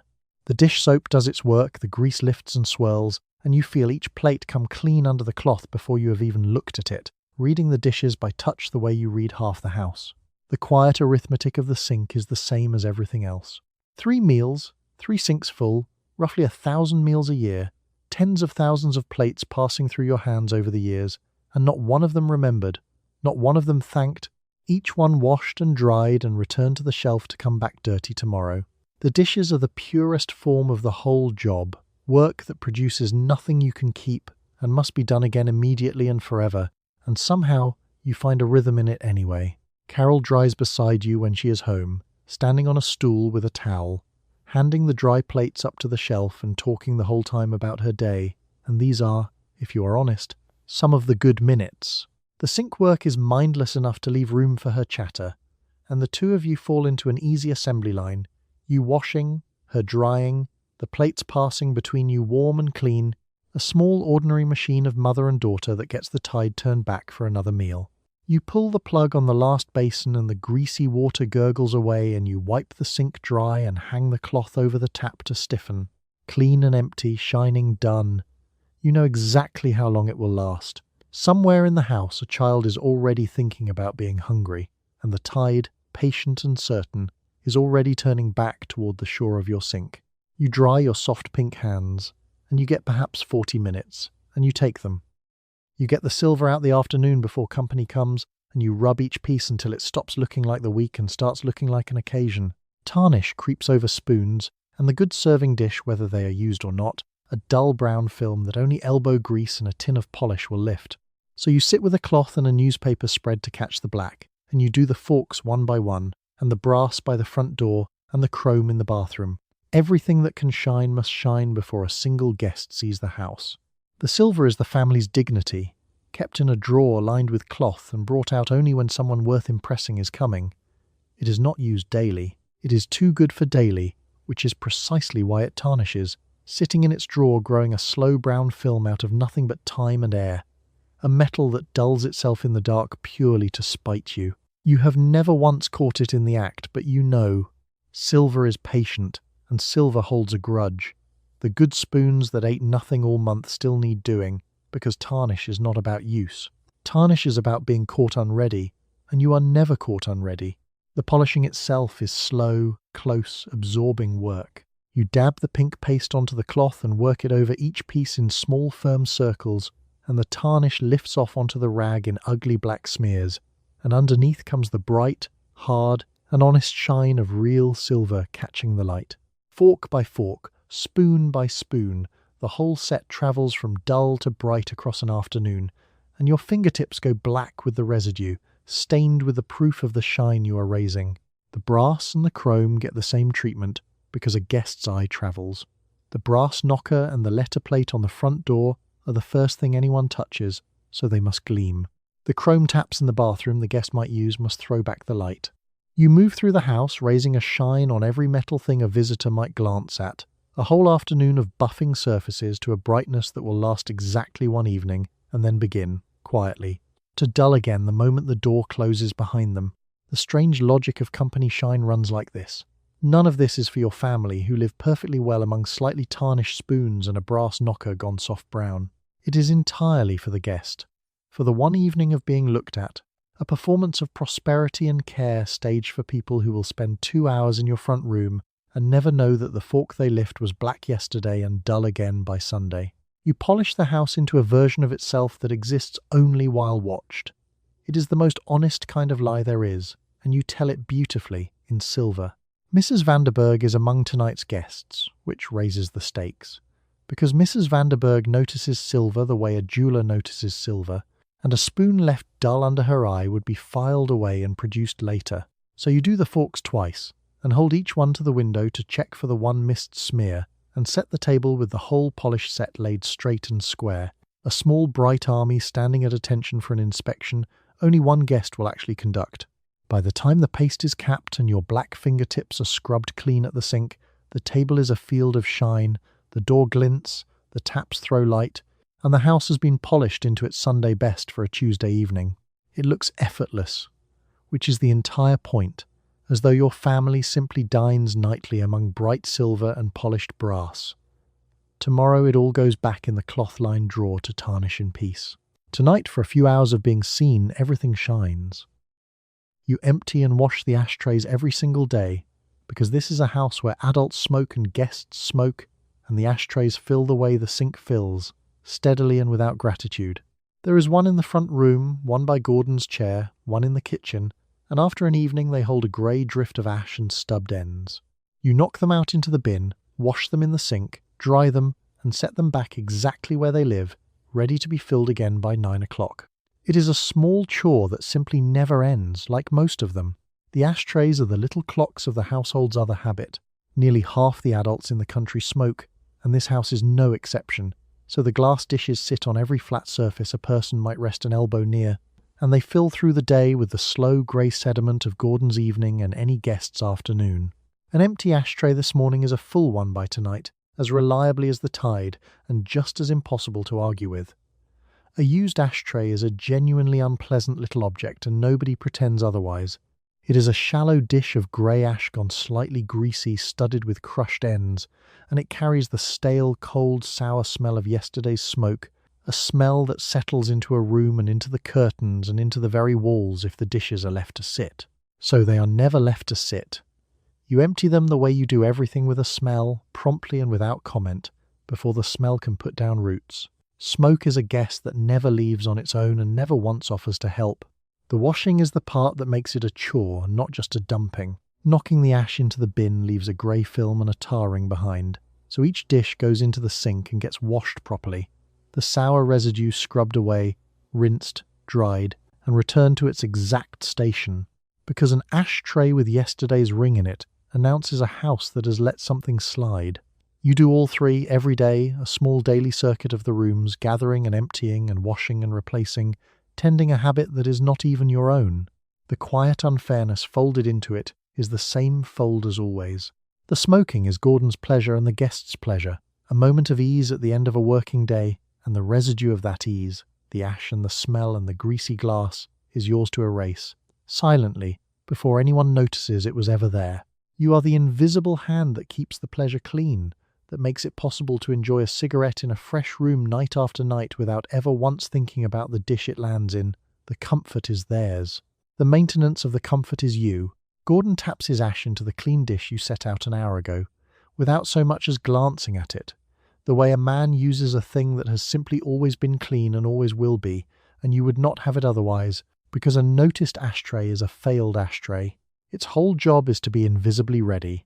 It is, in this, exactly like you. Bobby, forbidden to touch them, regards the glass ones as pirate treasure, which tells you a great deal about the standards of a 7-year-old. You steer him off, empty the dish, and the circuit goes round again. By the end of the day, you have emptied each ashtray more than once, and you empty them a final time before bed so the house does not wake to the sour smell of last night, washing the last dish and setting it back clean and ready in the dark. Tomorrow they fill again. It is the smallest of the daily jobs and one of the least thanked, a quiet erasing of other people's ease, done 3 rooms at a time, forever, so that the house always smells of anything but yesterday. You strip and remake the beds with corners so tight you could bounce a coin off the top sheet, because a made bed is the first thing that says a bedroom is under control. Hospital corners. You tuck the sheet under at the foot, fold the hang into a neat diagonal, and press it flat against the mattress. Once a week the linens come off entirely for the wash, and the mattress gets turned and aired. The bed will be slept in tonight and wrecked by morning, and you will make it again tomorrow, tight and square, because that is simply what a bed is supposed to look like. The bed is the daily proof that the day has properly begun. A rumpled bed reads as a life half started, a room where things are still slumping and unfinished. And so the very first thing you do to a bedroom each morning is pull the wreckage of the night into taut, smooth order. It is a small resurrection performed on every bed in the house, turning the tangled evidence of sleep into a flat, smooth and disciplined rectangle that looks as though no one has ever dreamed in it. Let's talk about the hospital corner, that little feat of folded geometry you learned from your mother and she from hers. You tuck the flat sheet under the foot of the mattress, then lift the hanging side into a clean 45-degree fold, crisp as an envelope, and tuck that under too, so the corner lies flat and sharp and holds all night. Done right, the whole bed is drum tight, the top sheet a smooth plane you really could bounce a coin from, and there is a genuine satisfaction in that snap of tautness that few other jobs deliver. It is the closest a bed ever comes to applauding you, and you take the applause where you can find it. The weekly strip is the bigger ceremony. Once a week, every bed comes down to the bare mattress, the sheets and cases pulled off for Monday's wash, and the mattress itself gets turned and flipped and left to air, because a mattress slept on the same way every night will hollow and sour, and turning it is one more quiet maintenance nobody will ever see. Then the fresh sheets go on, smelling of line and iron, and the whole bed is rebuilt from the ticking up, clean and cool and taut for the week.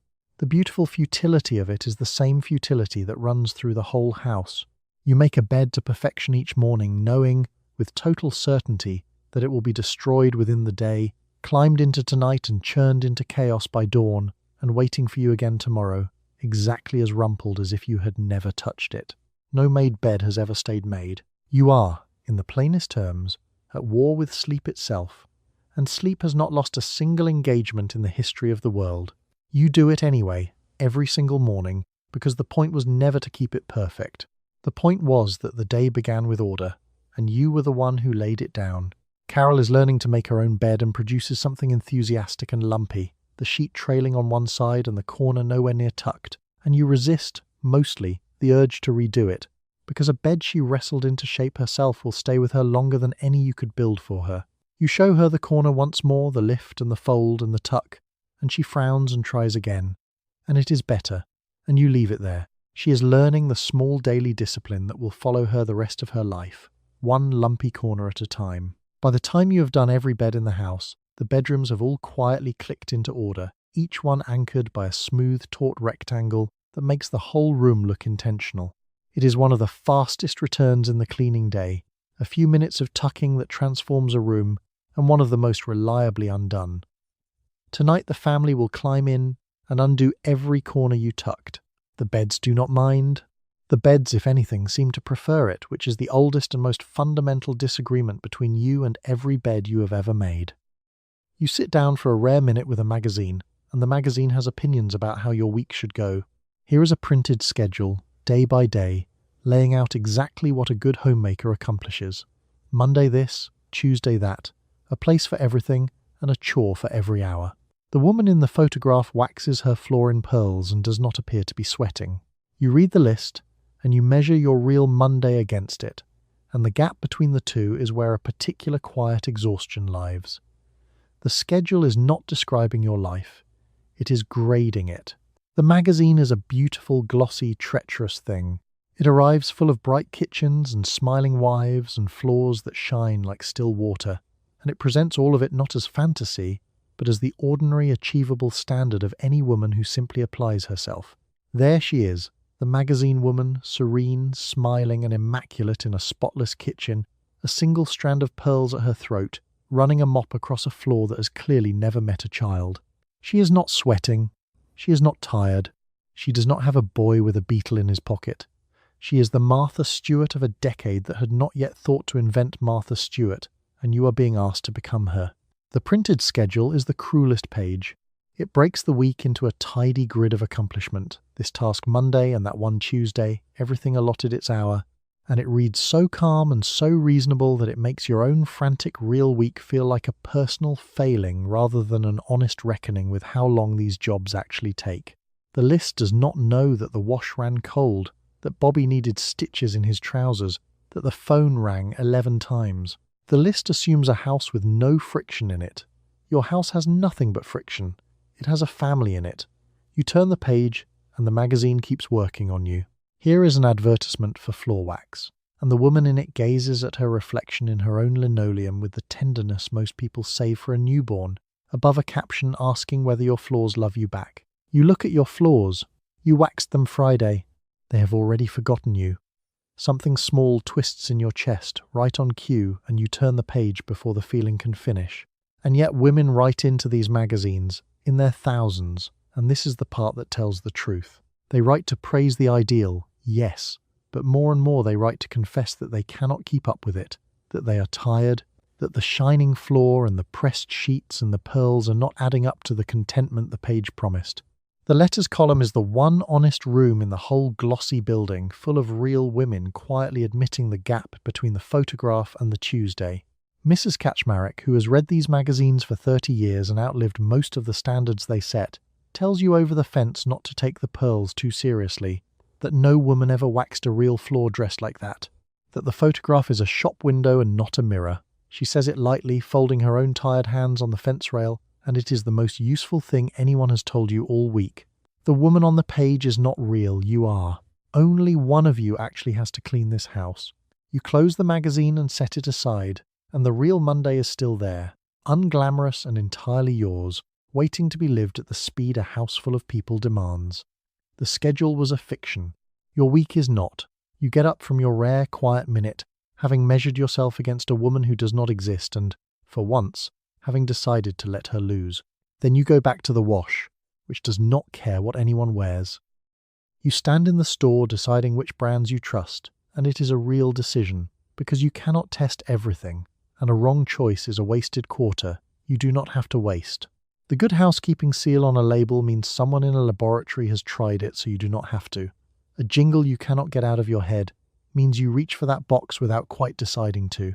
You build a roster of loyal products, the ones that have never let you down, and you defend it, because in a week with no margin for error, a reliable cleanser is a small mercy.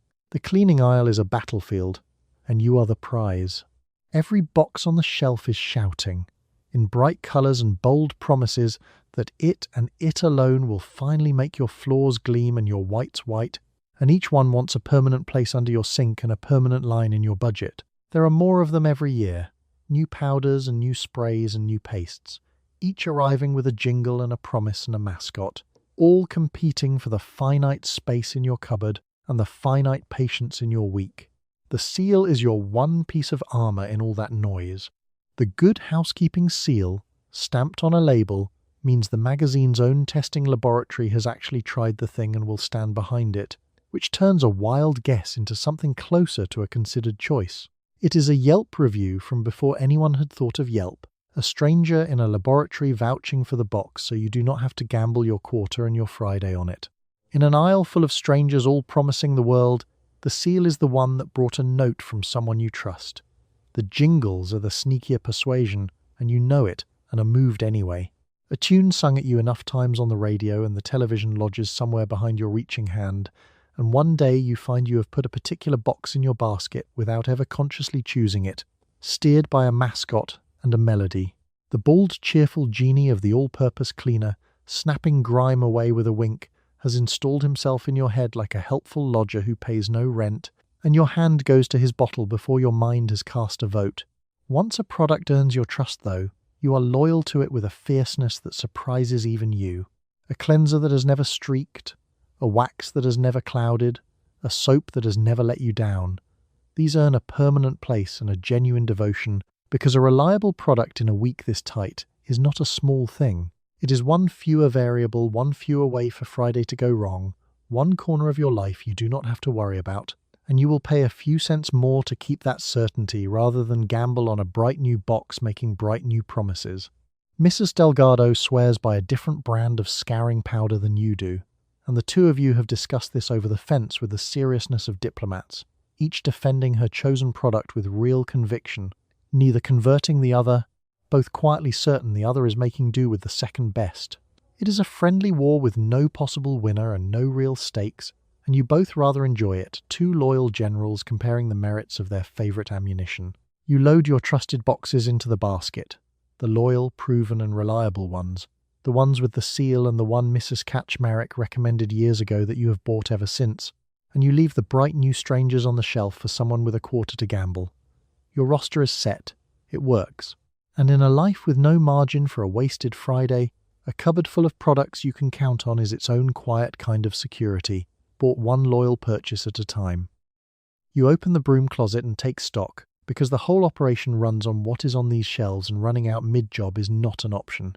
The corn broom, the string mop, the galvanized bucket, the carpet sweeper for quick work between vacuum days, the tins and bottles in their row, scouring powder, paste wax, furniture polish, ammonia, bluing, starch, bleach, and the softening bar of Fell's naphtha. You know without looking which one is low. Managing this shelf is its own quiet job, a running inventory in your head so that Monday never arrives to find the bluing gone.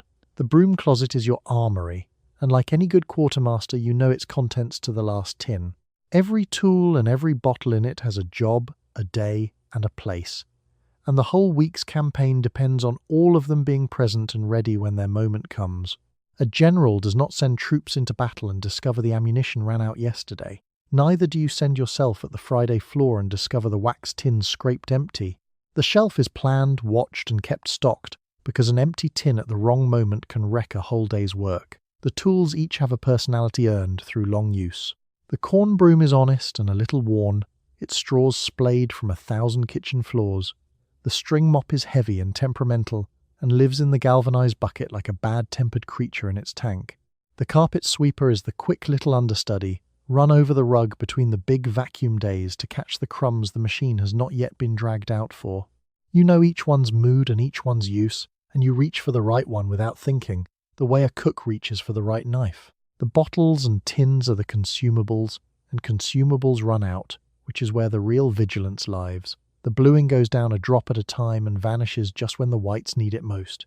The wax tin looks full and is somehow scraped to the metal by the third Friday. The bleach, the ammonia, the starch, all of them draining slowly through the week, and all of them needing to be noticed before they hit empty, because there is no worse moment than reaching for the thing a job requires and finding an empty tin looking back at you. So you keep the count in your head, always, an unwritten ledger of what is low. There is a strategy to the buying too, run against a budget that does not stretch. You cannot simply replace everything at once. The grocery money will not allow it, and Gordon reads the receipts. So you stagger the purchases, buying the wax this week and the bleach the next, always staying one step ahead of the empties, timing the restocking to the rhythm of both the cleaning and the cash. It is a small quartermaster's war run entirely inside your head, and the enemy is an empty tin on a Friday you cannot afford one. Gordon opens this closet perhaps twice a year to fetch a light bulb or a screwdriver he keeps on the high shelf, and he sees only a jumble of cleaning things, a closet of unremarkable domestic clutter with no more system to it than a junk drawer. He has no idea it is inventoried, rotated, budgeted, and defended. To him, it is where the mop lives. To you, it is the supply line the entire household runs on, and you keep it running so smoothly that no one, least of all him, ever notices it is being run at all. You make your mental note of what is low this week, the bluing and nearly the wax, and you close the closet on your ordered arsenal, ready for its next deployment. The shelf is stocked. The tools are in their places. The week can be fought, because the supply line holds, kept full by a quartermaster nobody knows they have, working from an inventory written down nowhere but the inside of your own busy head. You lean on the back fence for 10 minutes with Mrs. Delgado, and inside the ordinary gossip a real exchange is happening, the trading of hints. She has learned that a slice of bread lifts broken glass off the floor. You have learned that cold water, not hot, takes out blood. This is how the actual knowledge moves, woman to woman, fence to fence, because nobody prints the good tricks and the ones that work are worth their weight. Somewhere, a woman named Heloise is turning this same back fence wisdom into a newspaper column. But out here it still travels the old way, one neighbour at a time. The back fence is the real university of the housewife, and its curriculum is everything the magazines leave out. The glossy pages sell you products and standards. They do not tell you what actually gets ink out of a collar or how to stop a squeaking hinge with a rub of soap. That knowledge lives in the women, accumulated over years of trial and ruined shirts, and it passes between them here, at the fence, in the gaps between talk of children and weather, handed across like small, precious, and hard-won coins that cost nothing to give and are worth a great deal to receive. The hints themselves are pure gold and utterly unglamorous. A slice of stale bread pressed onto a floor of broken glass lifts the tiny shards a broom would miss. Cold water, never hot, for blood, because hot water sets it forever. A little vinegar in the rinse for shine, a rub of candle wax on a sticking drawer, newspaper for the windows, salt on a fresh wine spill, an old nylon stocking balled up to dust the places a rag snags. None of it is written anywhere official. All of it works. It is the practical inheritance of generations of women, kept alive entirely by being spoken. And this is where the woman named Heloise comes in, though she is far away and you have never met her. In February of 1959, a housewife in a distant city begins printing exactly these kinds of hints in her newspaper, the ones sent in by ordinary tired women who have figured something out and want to pass it on. And the column spreads to hundreds of papers because it turns out the whole country is starving for the wisdom the advertisements never share. Heloise did not invent the hints. She simply carried the back fence into print and discovered that every woman in America was already leaning on one. There is something the advertisers never understood about all this, and it is the quiet dignity underneath the drudgery. The women doing this work are not simply scrubbing.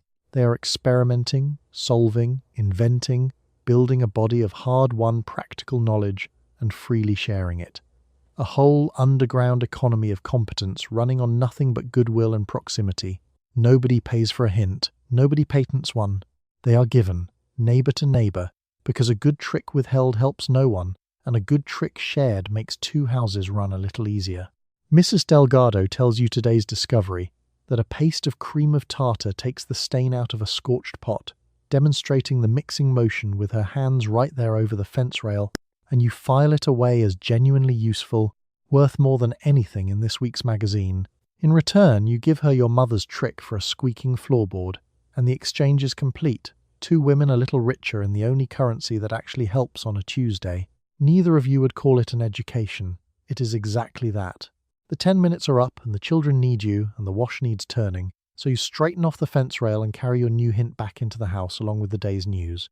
The fence goes quiet behind you, but the knowledge keeps moving, house to house, hand to hand, the way it always has, an old and generous system that no magazine ever managed to replace, and Heloise only managed, cleverly, to print. You try to get Bobby and Carol to help, and you discover that a child's help is a distinct category of labour, one that often costs more than it saves. Carol can dry the unbreakable dishes and does, slowly narrating. Bobby is assigned the easy job of collecting the wastebaskets and manages to spread more than he gathers. You are teaching them, which is the real point, the same way your own mother taught you, but on any given afternoon the teaching is slower than simply doing it yourself. You persist anyway, because someday the house will need someone who knows how. A child's help is help the way a puppy's help is help, enthusiastic, well-meant, and net negative. You hand Bobby a dust cloth and he dusts with tremendous energy exactly one object, the nearest lamp, for roughly 40 seconds, before the cloth becomes a cape and the boy becomes something with a cape, and the dusting is over. You could have done the whole room in the time it took to explain the job. This is not the point, you remind yourself, gathering the abandoned cloth. The point is the boy, not the lamp. Carol is the more reliable recruit, being 10 and possessed of a fierce sense of procedure, and she genuinely helps, drying the plates on her stool and putting the unbreakable things away and reporting on the state of each as she goes. But her help comes narrated in full, a running commentary on the dish, the day, the injustice of Bobby getting the easier chores, delivered at a volume and length that turns a 5-minute job into a small theatrical production. You would not trade it. It is company, and it is her learning, and the plates do get dried eventually between acts. The assigning is its own art, because a chore given to the wrong child is a chore given to no one. Bobby gets tasks where enthusiasm outweighs precision and breakage is impossible. Carry this, fetch that, empty the baskets. Carol gets the jobs that reward care, drying, folding the flat things, sorting the cutlery into its drawer. Give Bobby the good glasses and you are simply choosing when they will break. Give Carol the waste baskets and she will organize the rubbish. You match the child to the task the way you match the tool, and mostly it holds. The real reason you persist through the slower afternoons is not today's clean floor. It is that these two will grow up, and the whole silent machinery of keeping a house running has to pass to someone, the way it passed to you at a sink beside your own mother, and a child who never once wiped a counter becomes an adult who believes counters wipe themselves. You are not really getting help. You are raising two people who will know, in their hands and their bones, that a house is kept clean by someone, on purpose, forever. That is worth a slow afternoon. There is sabotage too, the small rebellions of the conscripted. Bobby develops sudden, urgent needs the instant a chore appears. A thirst, a stomachache, a friend who must be found immediately. Carol negotiates, litigating the fairness of each assignment like a small union representative, arguing that she did the drying last time, and therefore the moral universe owes her the lighter job. You have heard every argument and you assign the chores anyway, kindly, firmly, and immovably, because a mother who can be negotiated out of a chore has taught a lesson she did not mean to. By the end of the afternoon, the children have, between the two of them and much narration, genuinely lightened the load by a small real margin, and more importantly, they are one afternoon further along in learning the thing the whole bright decade is arranged to hide from them. You send them off to play and finish the corners they missed. The house is not much cleaner for their help today, but two people in it are, slowly, becoming the kind who will keep a house someday, and that was always the actual job. You commit to spring cleaning knowing it will swallow a week, because once a year the whole house gets taken apart and put back together cleaner. The curtains come down for washing and starching. The storm windows come off and the screens go up, each one scrubbed. The walls get wiped. The light fixtures get emptied of their season of dead moths. The closets get turned out. Every surface you tend weekly now gets tended to the frame, top to bottom, room by room. It is the ordinary work multiplied and concentrated, and there is no shortcut through any of it. Spring cleaning is the great annual reckoning, the week when the house is not merely maintained but genuinely emptied and scoured, as though the winter of living in it has filed a grievance that can only be settled with a bucket. All year you hold the line against the daily dirt. Now, once, you go after the deep dirt, the dust that has drifted behind the heavy furniture, the grime that has crept up the walls, the season of soot and closed windows that has settled into every corner a weekly clean never quite reaches. The curtains come down first, and taking them down changes a room instantly, stripping it back to bare glass and blank walls, and revealing how dim they had made everything without your noticing. They go into the wash, then the starch, then back up crisp and bright, and the light that comes through the clean windows behind them is a different light entirely, the sharp, clean light of a room that has been genuinely renewed. It is one of the few jobs of the year with a visible, dramatic before and after, and you take real satisfaction in the difference. The walls are the surprise, because you do not think of walls as things that get dirty until you wash one. You run a damp cloth down a stretch of wall by the stove and it comes away grey, and the clean stripe you have left glows against the dinginess around it, and suddenly the whole room confesses to a winter of grime it had been hiding behind good manners. So the walls get washed, panel by panel, a job that aches the shoulders and rewards you with rooms that seem to brighten as you go, shedding a film you never knew was there. The closets and the storm windows and the light fixtures each take their turn. The closets are turned entirely out, every shelf emptied and wiped and the contents sorted, the outgrown clothes bundled for handing down, the accumulated clutter of a year confronted at last. The storm windows come down and the screens go up, the seasonal changing of the house's skin, each pane washed in the swap. The light fixtures are unshaded and emptied of the small graveyard of moths and dust that has collected inside them all winter, and the rooms grow measurably brighter for it. There is a rhythm to the whole week that the neighbours share, because spring cleaning is not a private event but a season the whole block observes at once. Mrs. Delgado has her curtains down the same week you do. Mrs. Vanderberg has her mattresses out in the yard airing beside yours. The whole street is turned inside out together. Windows open, rugs on the lines, a collective annual heave against the winter's accumulated grime. There is company in it, the strange solidarity of 100 women all scrubbing their walls in the same bright week. By the end of the week, the house is genuinely, deeply clean in a way the weekly rounds can never achieve. Renewed to the frame, bright, airy, and clean, smelling of soap and open windows and starched curtains. You ache everywhere. You have earned it. And you know, even in the satisfaction that the daily dirt is already beginning its slow return, that this deep clean is a high water mark. The ordinary weeks will erode all year, until next spring calls you to do the whole enormous thing again. For now, though, the house shines to its bones, and you did that. You haul the rugs outside during spring cleaning, throw them over the line, and hit them until the dust flies, because a rug holds a winter of dirt that no vacuum ever fully claims. You use a woven beater or the flat of a broom, and with every stroke a cloud rises off the wool and hangs in the light, proof of everything the carpet was quietly holding while you walked on it. Your arms are aching by the third rug. The neighbours are doing the same thing over their own lines, the whole block thumping at once, a spring percussion of women reclaiming their floors. The rug beating is the most satisfying violence in the whole cleaning year, and you will not pretend otherwise. All year you tend the floors gently, vacuuming and sweeping and being careful. And now, once, you get to take a rug outside and simply hit it, hard, over and over, with the full permission of the season, and watch it surrender its secrets in grey clouds. There is something deeply, honestly good about it, a job that lets you put your whole aching back into a swing and see immediate, visible, dust-coloured proof that it is working. The first stroke is always a shock. You settle the rug over the line, draw back the beater, and bring it down, and out of a rug you believed reasonably clean bursts a cloud of dust, so thick it hangs in the air like smoke, a whole winter of tracked in grime and shed skin and settled soot that the vacuum never reached, exhaled all at once into the light.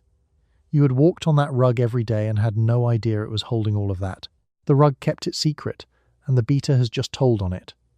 The rhythm settles in after that, stroke after stroke, and it becomes a kind of grim music. Thump, a cloud. Thump, a smaller cloud. Thump, thump, the dust thinning with each blow until finally the rug gives up nothing more and you know it is truly clean, cleaner than any machine has ever gotten it, beaten back to the honest colour it had when it was new.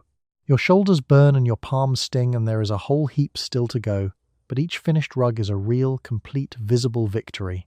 Here is why the beating matters beyond the dust, and it is the same reason so much of this work matters.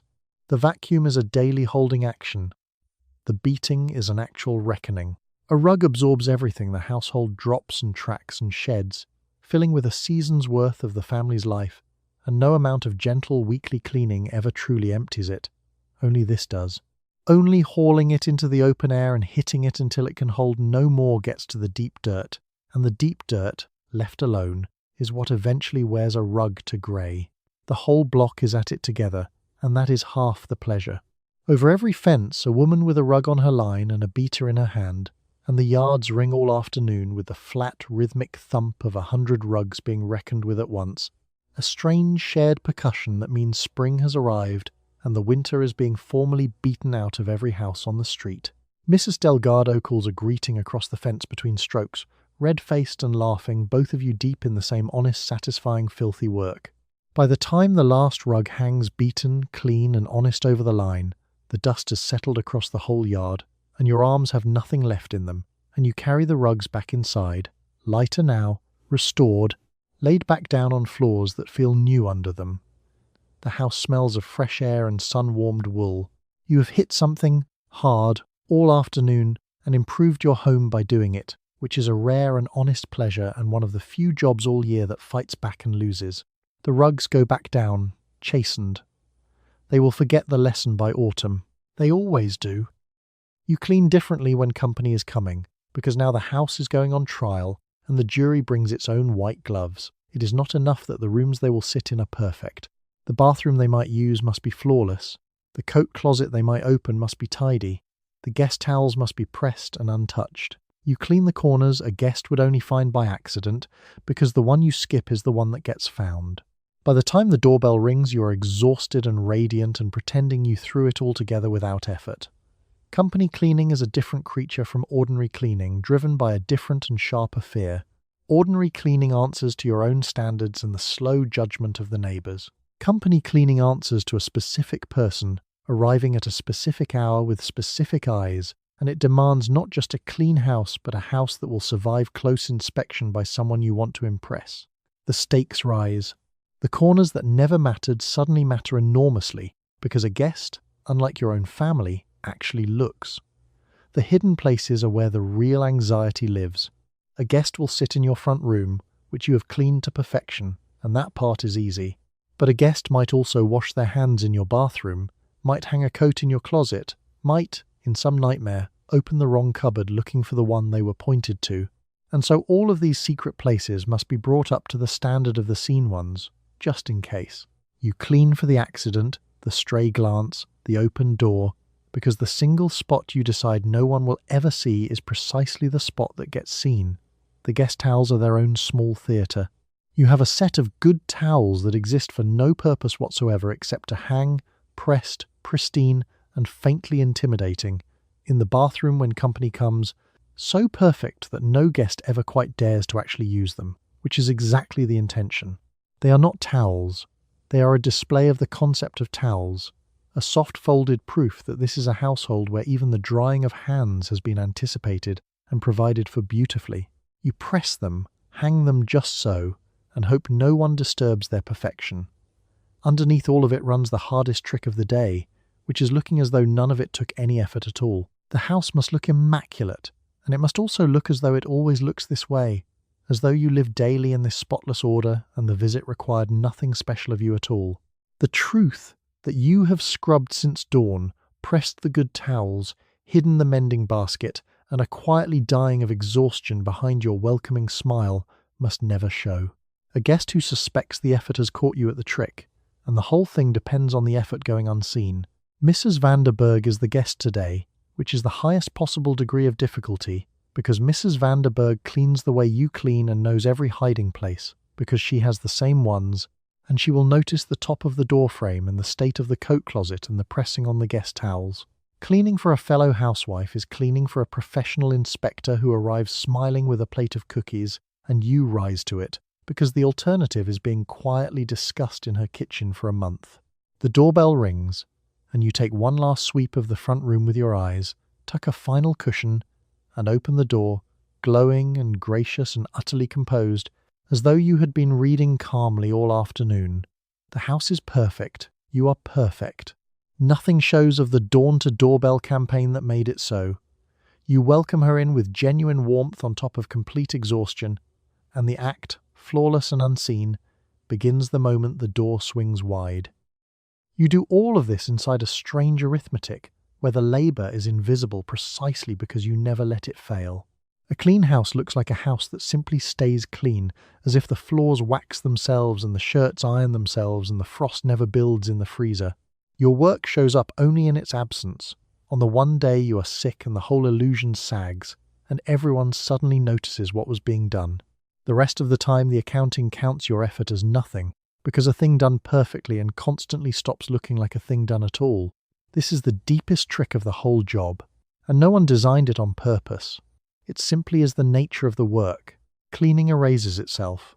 A washed floor and a floor that was never dirty look exactly the same. The better you do any of it, the more completely the doing vanishes, until the entire evidence of a life's labour is a house that looks as though it never required any. The one day the illusion breaks is the day you are sick. You stay in bed with a fever, and the house, deprived of its hidden engine for a single day, begins almost immediately to reveal what you do. The sink fills, the beds stay unmade, the floor loses its shine to a scatter of crumbs. Someone cannot find a clean shirt. Bobby wears yesterday's socks a second day and privately counts it a stroke of luck. And suddenly, for one day, the family sees the shape of the thing by the hole it leaves, discovering with genuine surprise that all this order they swim in was being produced, continuously, by a person, and that the person has stopped. Gordon, on that sick day, does his baffled best, and there is a real tenderness in watching him try, standing in the kitchen holding a shirt he cannot iron and a child he cannot quite feed, dimly realizing for the first time that the smooth machinery of the house has a name, and the name is you. He means well. He simply has never had to see it, because your whole competence was arranged, by the decade and by your own pride, to make sure he never had to. For one feverish day he sees it. By the time you are well, he will have comfortably forgotten again, and you will let him. The part that is not bitter, though it could be, is this. There is a real, private satisfaction in being the quiet thing that holds it all up, in knowing that the ease everyone takes for granted is your doing, that the warm, ordered, and effortless home your children will remember their whole lives is a thing you build daily out of scrubbing and pressing and love. The world may count it as nothing. You know exactly what it is worth. You are the reason the house feels like home, and no one has to thank you for it to be true. Nobody writes it down anywhere. There is no ledger, no wage, no line in the household accounts where the scrubbing and the pressing and the defrosting get entered, because all of it is filed under love, and love, everyone agrees, is its own reward and does not have to be paid twice. Gordon called you the heart of the home once, warmly over dinner, and meant every word, and you thanked him, and cleared his plate, and washed it. You get well. The house comes back to order under your hands within a day, the sink emptied, the beds made, the shine restored, the brief glimpse of your labour sealed back over as though it never happened. The machinery hums again, invisibly, and the family swims back into the ease of it without a thought. You built that ease. You rebuild it every day, and you carry, quietly and entirely to yourself, the knowledge of exactly how much it takes, a knowledge nobody, in the end, can take from you. You get through the afternoons, and some women you know get through them with a little help from a bottle the doctor was happy to prescribe. Milltown is the name on a great many medicine cabinets this decade, a calm little pill for the nerves of a woman whose life is supposed to be a dream and does not always feel like one. Nobody says the word aloud at the fence, but the prescriptions are written by the millions, and the perfect home turns out to have a chemical quietly holding up one corner of it, and everyone knows and nobody mentions it. The afternoons are the hard part, and it took you a while to understand why. The mornings are all motion, the wash and the children, and the 100 small urgencies that fill the hands and empty the mind. But the afternoons go quiet. The children are at school, the husband is at the office, the wash is on the line, and you are alone in a spotless house with the radio and your own thoughts, and a silence that has a particular weight to it, the silence of a woman who has been told this is everything she could want, and is not always sure the telling was true. Milltown arrived in 1955 and swept the country almost overnight, one of the fastest-selling remedies anyone had ever seen, and a great deal of it swept into the medicine cabinets of women exactly like you. The doctor prescribes it easily, for the nerves, for the tension, for the vague, unnamed unease of a life that looks complete on paper. It is not a scandal. It is a Tuesday in a great many houses, a small, pale and patient pill taken quietly in a bright kitchen so the afternoon can be got through with the edges filed off. The thing the advertisements would never print sits right beside the smiling woman waxing her floor. The floor really does shine, and the shirts really are crisp, and the home really is beautiful, And the woman in the middle of all that perfection is, in a startling number of houses, quietly medicated to bear it. The bright life has a chemical footnote. The dream home comes, for many, with a little bottle in the cabinet holding up the part of the day the pearls and the mop cannot reach. And the whole street knows, and the whole street keeps it behind the mirrored door.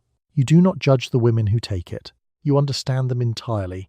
The isolation is real, the pressure is real, the strange ache of being alone all day inside a role that permits no complaint because it is supposed to be a privilege. All of it is real, and a woman reaches for what gets her to 5 o'clock. What you feel, mostly, is not disapproval but a kind of tenderness, a recognition. One woman looking at another across a fence and understanding exactly what the smile is costing her. You saw the whole of it once, plainly at the fence. Mrs. Ferraro said the afternoons had been long lately, just that, long, and then caught herself, and laughed, and asked after your roses, and you let her turn it, because the two of you have no words for the other thing and no permission to go looking for any. She takes the little pill. You have never said so to each other and never will. The pill is not the problem. The not saying is, you close the mirrored cabinet, whatever it does or does not hold, and you go back down to the kitchen in the waiting afternoon, because the day does not pause for any of this, and the children come home at 3, and you carry the quiet knowledge, shared with every woman on the street and spoken by none of them, that the perfect home asks more of the woman inside it than the perfect home ever admits, and that the smile on the magazine cover has, more often than anyone says, a small pale weight behind it holding up the light. You start to notice, near the end of the decade, that some of the sacred jobs are beginning to loosen their grip. A fabric arrives that claims it needs no ironing, and the first time it comes out of the dryer smooth, you stand there almost suspicious of it. The washer downstairs is fully automatic now. It fills and spins and drains without your hand on it. A floor wax promises no buffing. None of it has freed you yet, not really, but the 7-day fortress that ran your life is showing its first hairline cracks, and you can feel the week beginning, very slightly, to change shape. The changes creep in one small miracle at a time.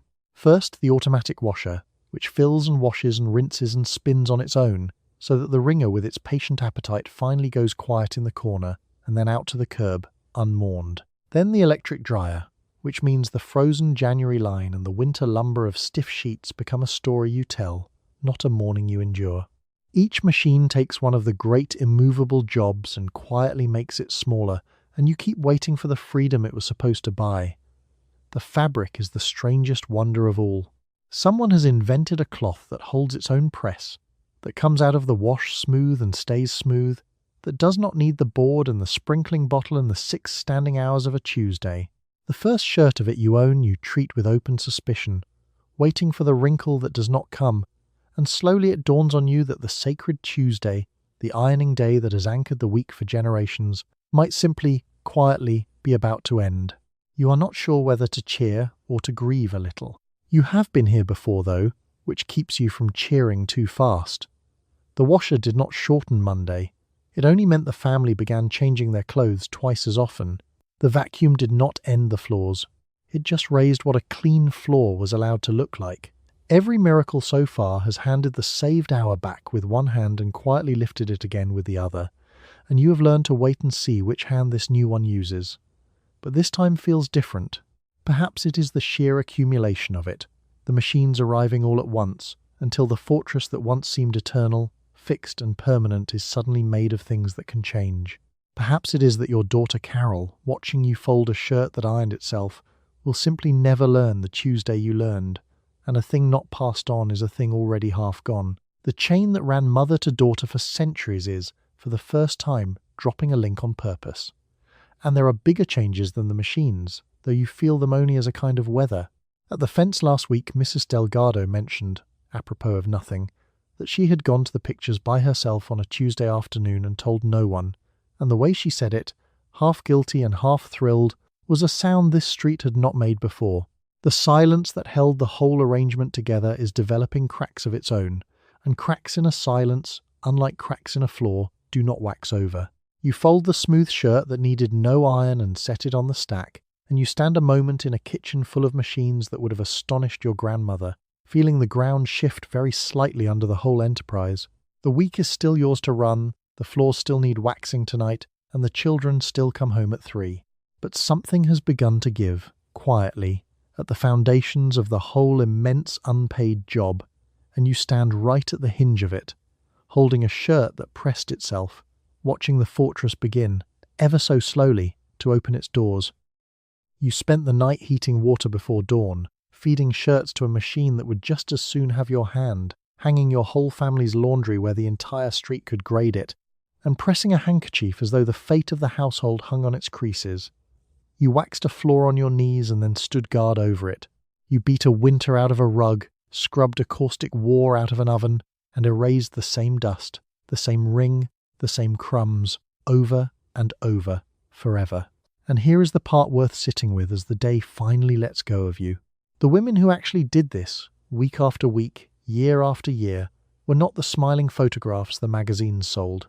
They were tired and clever and proud and largely unthanked, running a whole household like a one-woman factory and being told the whole time that it hardly counted as work. The floors really did shine. The shirts really were crisp, and every bit of it was somebody's Monday and Tuesday and the endless quiet Friday after that.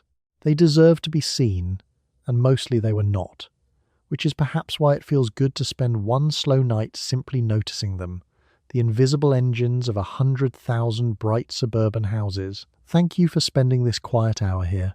There is nothing left for you to scrub tonight, no floor to guard, no line to bring in before the frost, so let your shoulders drop. Let the day's small weights slide off, one by one, the way water sheets off a rung sheet. Let your hands, whatever they carried today, finally rest open and empty on the blanket. The house is clean, the water is off, the lights are low, and the week can wait until morning. Sleep well.